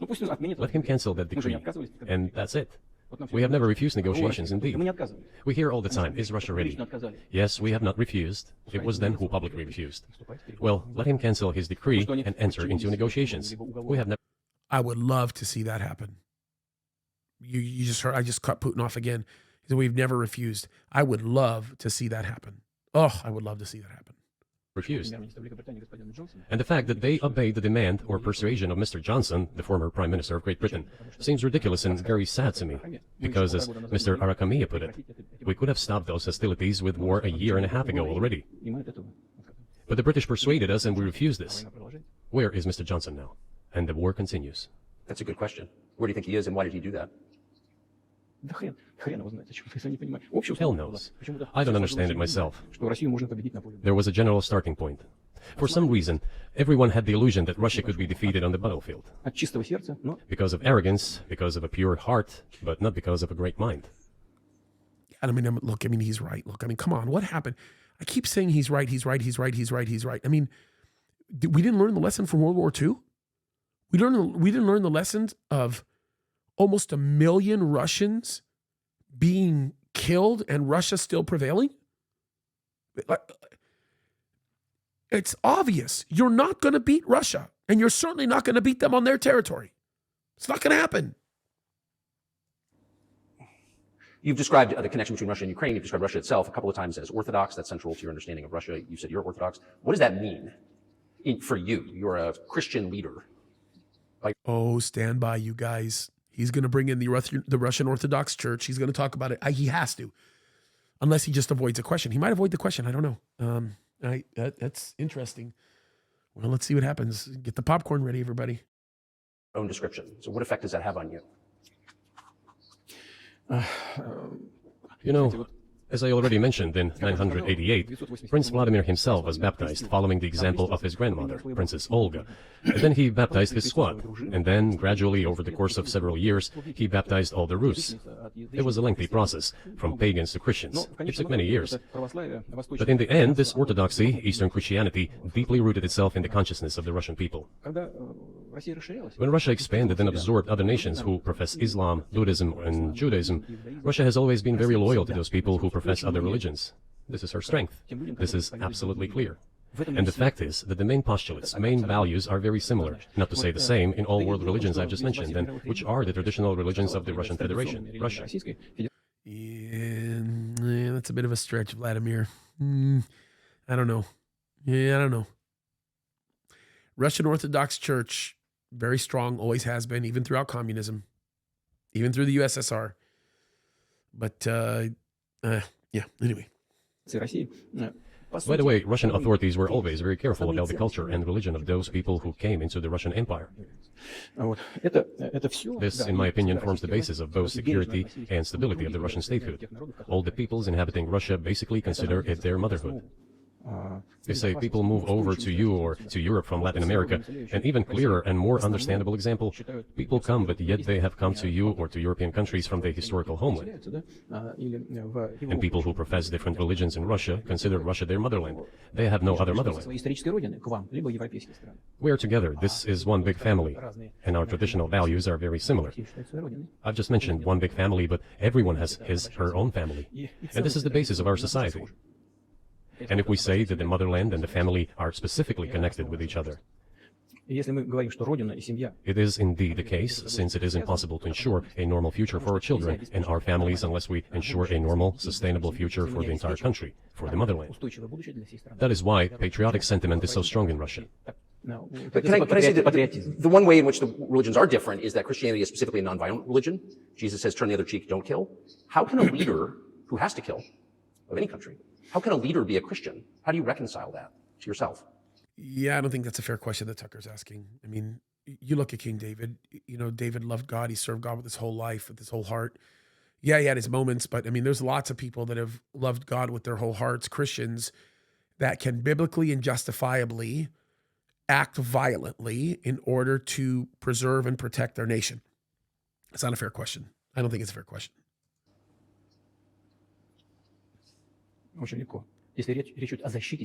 It is very easy. When it comes to protecting oneself and one's family, one's homeland, we won't attack anyone. When did the developments in Ukraine start? Since the coup d'etat and the hostilities in Donbass began, that's when they started. And we're protecting our people, ourselves, our homeland, and our future. He's not lying, by the way, when he says he's protecting himself and his people and the future and the homeland. You understand, and I don't even know what the percentage is. I'm going to have to go look it up. Maybe some of you guys might know it. You can put it in the comments. But there's an overwhelming amount of people that live in Ukraine that believe that Russia is actually their rescuers and their defenders. No joke. There are people that are being killed in Ukraine because they refuse to serve in the Ukrainian military. I'm just saying. As for religion in general,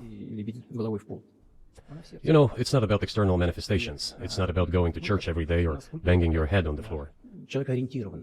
It is in the heart. And our culture is so human-oriented. Dostoevsky, who was very well known in the West and the genius of Russian culture, Russian literature, spoke a lot about this, about the Russian soul. After all, Western society is more pragmatic. Russian people think more about the eternal, about moral values. I don't know, maybe you won't agree with me, but Western culture is more pragmatic after all. It's funny that he's saying this because this goes right down the line of Ezekiel 38. I'm telling you this right now. When you begin to examine Gog, who is presumably the leader of Rosh, from the region of Magog, I'm not saying that it's Putin, but you're going to understand that there is a deep-rooted kind of a religious and a faith-based kind of a hook, for lack of a better term. It's not just a simple economic hook. There's something deeper that's involved in there. And so Putin himself is one who's really big on iconism. If you like that plane that they destroyed that had all of those precious icons that existed, that the Russian Orthodox Church held very dearly, that he was very angry about. I mean, come on, you guys. I mean, it's very obvious. There has to be some kind of a religious root tied to this. And you know, Tucker's question isn't fair. I think he might, I don't know if that's just him trying to troll him. I don't know what that is. I don't know what that was. I don't know where Tucker was going with it, but you know, I guess we'll listen. I'm not saying this is bad. It makes it possible for today's golden billion to achieve good success in production, even in science and so on. There's nothing wrong with that. I'm just saying that we kind of look the same. So do you see the supernatural at work as you look out across what's happening in the world now? Do you see God at work? Do you ever think to yourself, these are forces that are not human?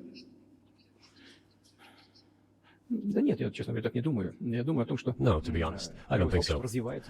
My opinion is that the development of the world community is in accordance with inherent laws, and those laws are what they are. Isn't that funny? I just talked about this the last time I stopped to make comments. This meets the kind of emotional makeup of what Gog would be. It's just very interesting. It's always been this way in the history of mankind. Some nations and countries rose, became stronger and more numerous, and then left the international stage, losing the status they had accustomed to. There's probably no need for me to give examples, but we could start with the Genghis Khan and horde conquerors, the Golden Horde, and then end with the Roman Empire. It seems that there has never been anything like the Roman Empire in the history of mankind. Nevertheless, the potential of the barbarians gradually grew, as did their population. In general, the barbarians were getting stronger and begun to develop economically, as we would say today. This eventually led to the collapse of the Roman Empire and the regime imposed by the Romans. However, it took 5 centuries for the Roman Empire to fall apart. The difference with what is happening now is that all the processes of change are happening at a much faster pace than in Roman times. Isn't it funny that he's making direct associations with the fallen Roman Empire? And everything that we're talking about that we're coming into is going to involve the revived Roman Empire, and that we know that what we read in Ezekiel 38 is going to fall into this.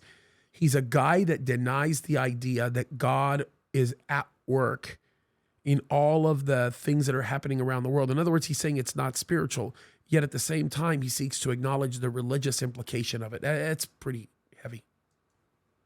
So when does the AI empire start, do you think?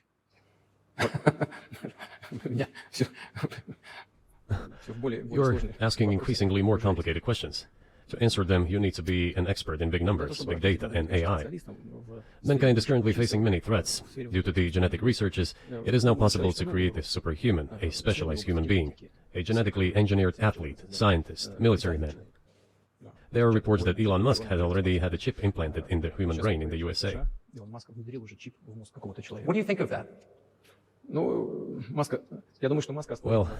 I think there's no stopping Elon Musk. He will do as he sees fit. Nevertheless, you need to find some common ground with him, search for ways to persuade him. I think he's a smart person, I truly believe he is. So you'll need to reach an agreement with him because this process needs to be formalized and subjected to certain rules. I think he really respects and fears Elon Musk. I also think that he likes Elon Musk because Elon Musk was specifically pressured by the international community to shut off every car in Russia that is operating that belongs to him. And he said, no way. He told them all to get lost. It's kind of interesting to think about that. And then to think about all this AI stuff and how just the ramifications of it all, especially in the coming world. It's interesting. Humanity has to consider what is going to happen due to the newest development in genetics or in AI. One can make an approximate prediction of what will happen. Once mankind felt an existential threat coming from nuclear weapons, all nuclear nations began to come to terms with one another since they realized the negligent use of nuclear weaponry could drive humanity to extinction. It is impossible to stop research in genetics or AI today, just as it was impossible to stop the use of gunpowder back in the day. I'm kind of encouraged to hear him talk about the fact that he's distinctly and uniquely aware of the danger of nuclear proliferation and the idea that if a nuclear bomb goes off, that pretty much the world is done. I mean, it's kind of comforting for him to see that, or for me to see him saying that. But what's even more interesting is how cautious he is about AI. I'm not surprised, knowing what I know about him, that that's the stand he's taking. I'm not surprised. But as soon as we realize that the threat comes from unbridled and uncontrolled development of AI, or genetics, or any other field, the time will come to reach an international agreement on how to regulate these things. I appreciate all the time you've given us. I'm just going to ask you one last question, and that's about someone who's very famous in the United States, probably not here, Evan Gershkovich, who's the Wall Street Journal reporter. He's 32, and he's been in prison for almost a year. This is a huge story in the United States, and I just want to ask you directly, without getting into the details of it or your version of what happened, if as a sign of your decency, you would be willing to release him to us and we'll bring him back to the United States. Holy smokes. I can't believe I just heard that. Oh my goodness. Look at Putin's face. Like there's no way he knew that question was coming. Oh my goodness. Okay, here we go.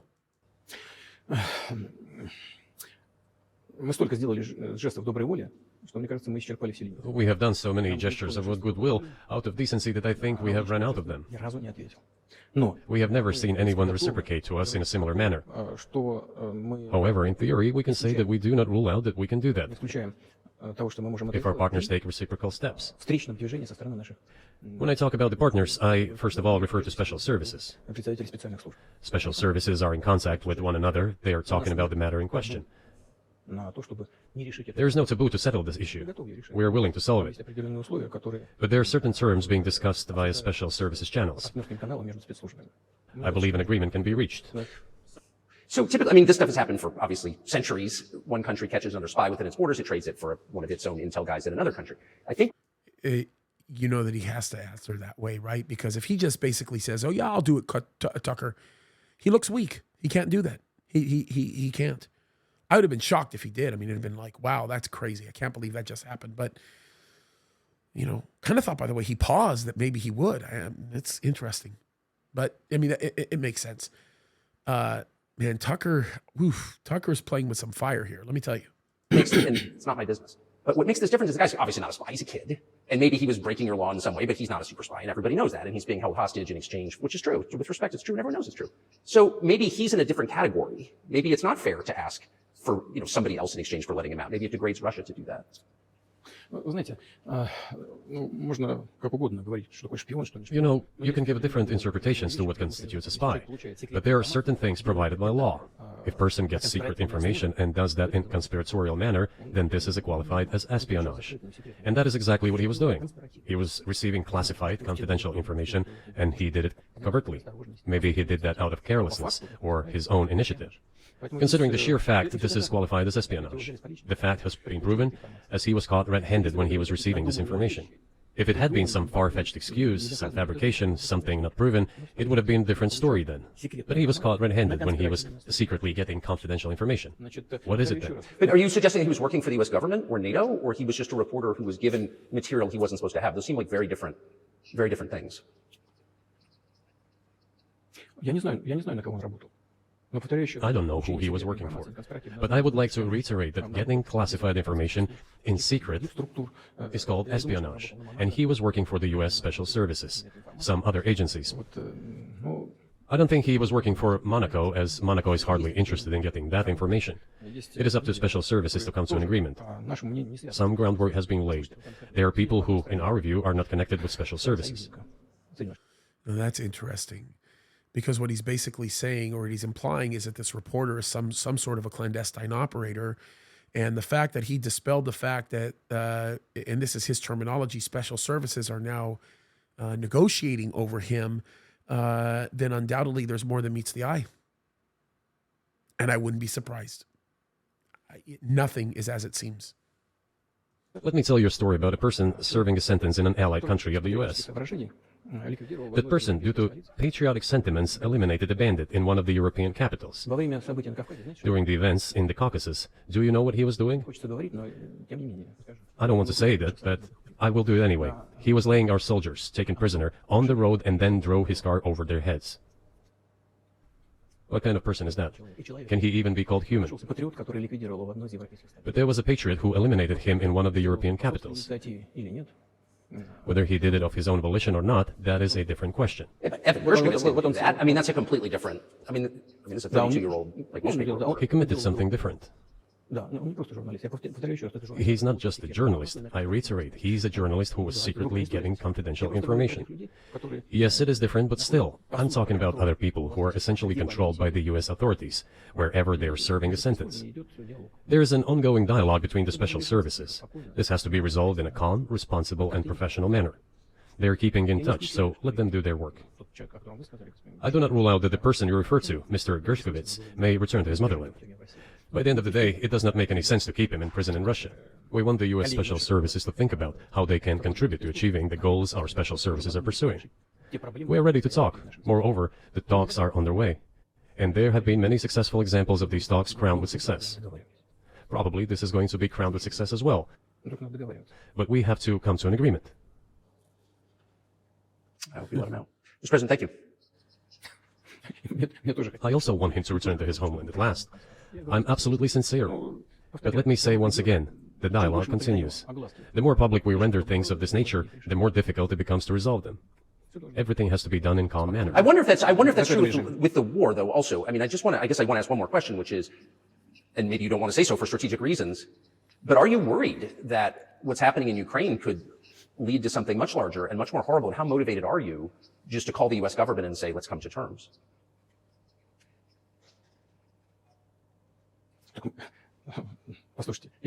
I already said that we did not refuse to talk.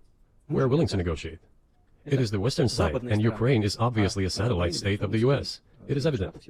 I do not want you to take it as if I'm looking for a strong word or an insult, but we both understand what is happening. I mean, it's true. He's never been. There has been an ongoing discussion by level-headed people to say, why aren't we going to Putin and having a conversation with him?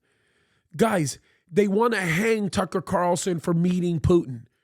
Do you understand they're talking about charging him with treason and all? Did you hear what Hillary Clinton said about him? I mean, come on. If they want to practically execute Tucker Carlson for interviewing Putin as a journalist, what makes anybody think that anybody in the political class wants to go talk to Putin right now? Just examine the facts, guys. Putin is not wrong here. He's not. He's right. If they want to crucify Tucker Carlson, if they want to destroy him because he's having a conversation with Putin, and this is just a journalist asking very open and viable questions. Come on, guys. Come on. Let's get real here. The financial support, $72 billion was provided. Germany ranks second, then other European countries come. More than 72 billion. More than 72 billion. $230 million a month on the slowest month. We are fast approaching $250 billion. $250 billion. It's ridiculous. Of billions of US dollars are going to Ukraine. There's a huge influx of weapons. In this case, you should tell the current Ukrainian leadership to stop and come to a negotiating table, rescind this absurd decree. We did not refuse. Sure, but you already said it. I didn't think you meant it as an insult because you already said correctly, it's been reported that Ukraine was prevented from negotiating a peace settlement by the former British Prime Minister acting on behalf of the Biden administration. So of course they're a satellite. Big countries control small countries. That's not new. And that's why I asked about dealing directly with the Biden administration, which is making these decisions, not President Zelensky of Ukraine. Well, if the Zelensky administration in Ukraine refused to negotiate, I assume they did it under the instruction from Washington. If Washington believes it to be the wrong decision, let it abandon it. Let it find a delicate excuse so that no one is insulted. Let it come up with a way out. It was not us who made this decision, it was them. So let them go back on it. That is it. However, they made the wrong decision, and now we have to look for a way out of the situation to correct their mistakes. They did it, so let them correct it themselves. We support this.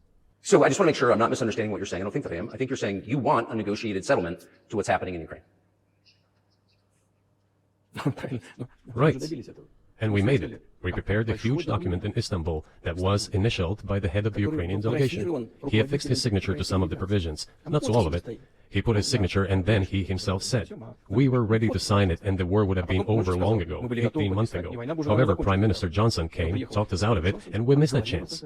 Well, you missed it, you made a mistake. Let them get back to that is all. Why do we have to bother ourselves and correct somebody else's mistakes? I know one can say it is our mistake. It was us who intensified the situation and decided to put an end to the war that started in 2014 in Donbass, as I have already said, by means of weapons. Let me get back to furthering history. I already told you this. We were just discussing it. Let us go back to 1991, when we were promised that NATO would not expand, to 2008, when the doors to NATO opened to the declaration of state sovereignty of Ukraine, declaring Ukraine a neutral state. Let us go back to the fact that NATO and US military bases started to appear on the territory of Ukraine, creating threats to us. Let us go back to coup d'etat in Ukraine in 2014. It is pointless though, isn't it? We may go back and forth endlessly, but they stopped negotiations. Is it a mistake? Yes. Correct it. We are ready. What else is needed? Do you think it's... See, this is very, very effective because he went through that whole history lesson for a reason. Now he's going back and rehearsing the history lesson. He's saying, hey, look at all these things. Guys, he's talking about the many things that I have said on a number of occasions. I have been kicking and screaming this stuff for a long time. Like, why don't we come to the table and end this thing? The United States of America has the power to do it, but we're not doing it. Too humiliating at this point for NATO to accept Russian control of what was 2 years ago Ukrainian territory. Я же сказал. I said let them think how to do it with dignity. There are options if there is a will. Варианты есть. Но если только желание. Up until now, there has been the uproar and screaming about inflicting a strategic defeat on Russia on the battlefield. Стратегического поражения России, поражения. Now they are apparently coming to realize that it is difficult to achieve, if possible at all. In my opinion, it is impossible by definition. It is never going to happen. It seems to me that now, those who are in power in the West have come to realize this as well. Это сознание пришло. Подумайте теперь. If so, if the realization has set in, they have to think what to do next. We are ready for this dialogue. Would you be willing to say, congratulations, NATO, you won, and just keep the situation where it is now? Ну, вы знаете, это предмет переговоров.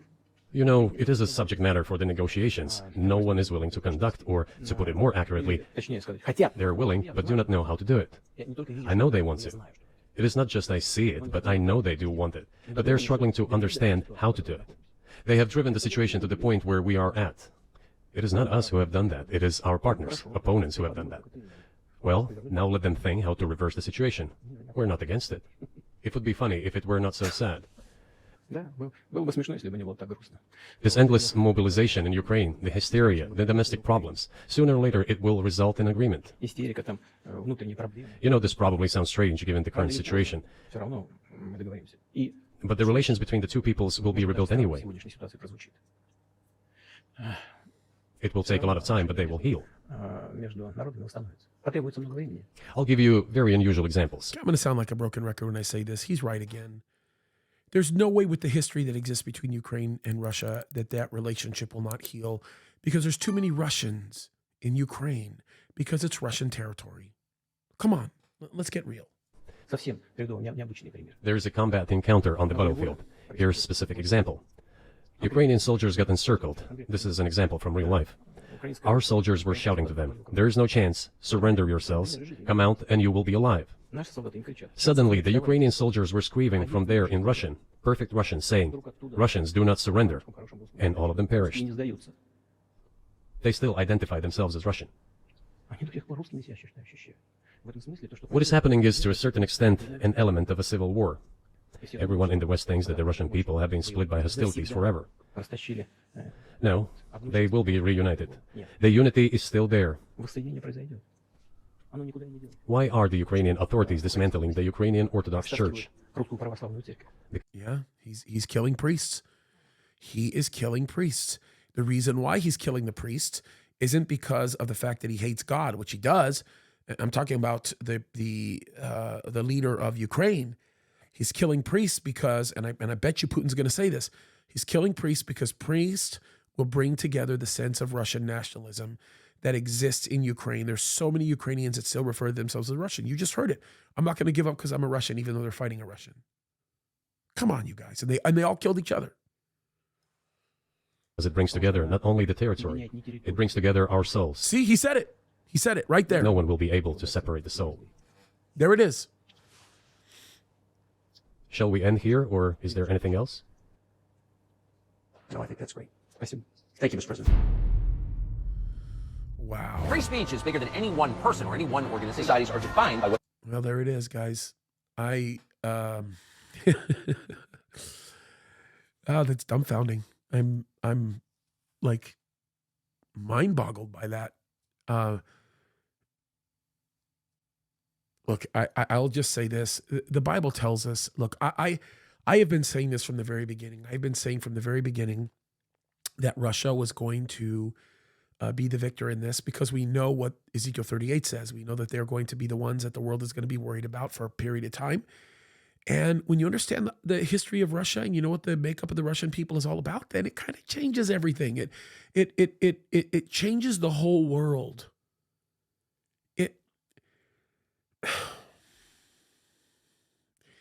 It's funny to me how Americans are inserting themselves into a situation that they know nothing of. It's so rooted in so many lies, and yet so few people are willing to talk about it. Folks, all of this makes sense. Ezekiel 38 is becoming more of a viability than anything we've ever seen. When you start looking at the way Russia is going to be interacting with a conglomerate of nations against Israel, it all makes perfect sense. This interview makes perfect sense. Anyone who thought that Putin was sick and wasn't doing well or wasn't cohesive, well, we just dispelled all of that right now. And anybody who thinks he's unresolved, well, we've dispelled all that right now. There it is. We've got it. Guys, more than ever, we got to keep our eyes on Jesus. I'm telling you that right now.